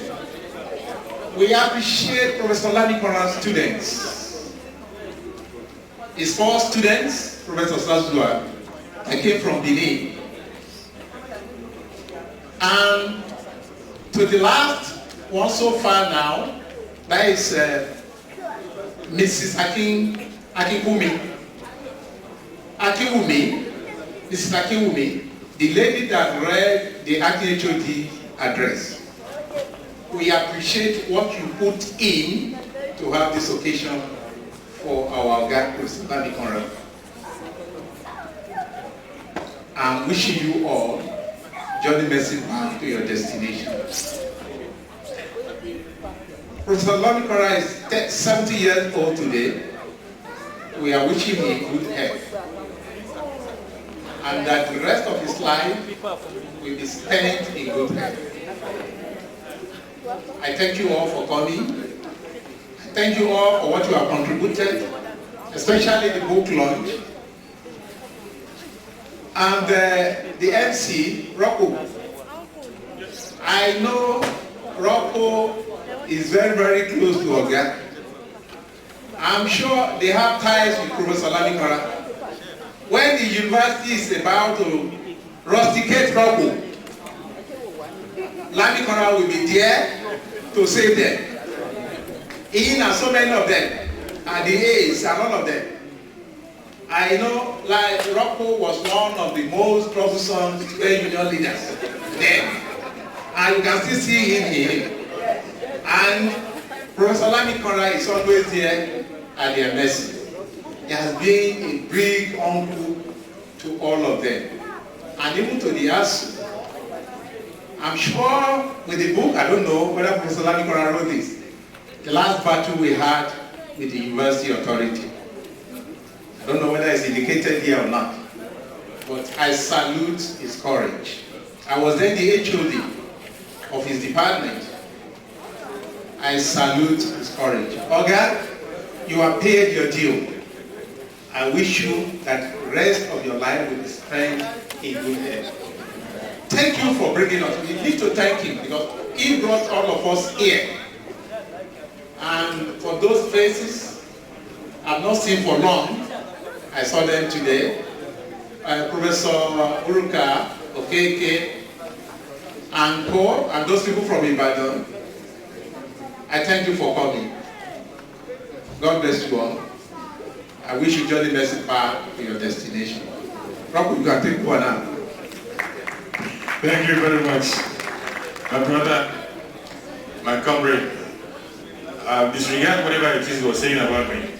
You can't say it to my face.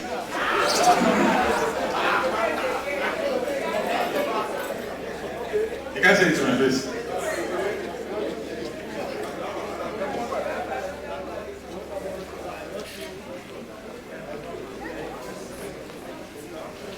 I understand that a lot of people who have loved to be here today are not here, but a good number of them have also sent goodwill messages. A special presentation to Professor Lamikanra by one of his students. Former Vice Chancellor, Professor Elijaba, sent his goodwill message. Former Acting Vice Chancellor, if I'm correct, Professor Elijaba sent his greetings. So, distinguished ladies and gentlemen, we thank you all. I'm reiterating what the votes of thanks just to cast as to say. I must admit that myself and Professor Lamikanra have come quite a little distance, and I've cherished every moment that I've spent with him. One of the things I won't forget is the fact that when I was in a one-room apartment in the suburb of Lagos, and I had just a mattress on the floor, Prof will visit me, and we will sleep on that bed, just the two of us. And he still remembers those moments. I do too, and I relish those moments. When as a bachelor, I didn't have a television set. I had a mattress on the floor. Prof comes to Lagos, and he's on that bed. Both of us will sleep. And then in the morning, I will boil water for him to shave. And then we'll drive around. So I'm the Professor Chief Olopa. I'm using this opportunity to extend an invitation to you, to Ile-Ife. I'm duly competent to do that. Because we started this together in 1998. I've been the secretary of the Ife Poetry Festival, and it has now become the Ilesha House Party Festival. And I think I've only missed it once when I was out of the country. So, for any other person who is interested, it's usually the first Saturday of December every year. So it's always fixed. We arrive Saturday evening or afternoon, and then we read poetry all through the night. Of course, with music and all kinds of entertainment. Distinguished ladies and gentlemen, this is where I drop the anchor, and I head back to my base in the University of Ibadan. Once again, my name is Rocco. My friends call me Robi. My children call me Baba Robi.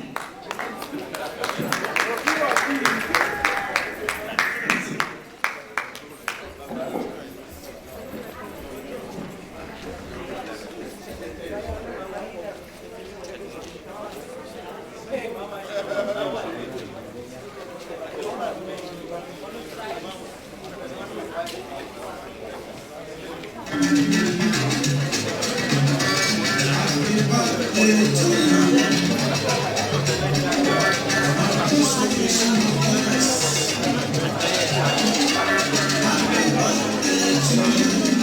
Thank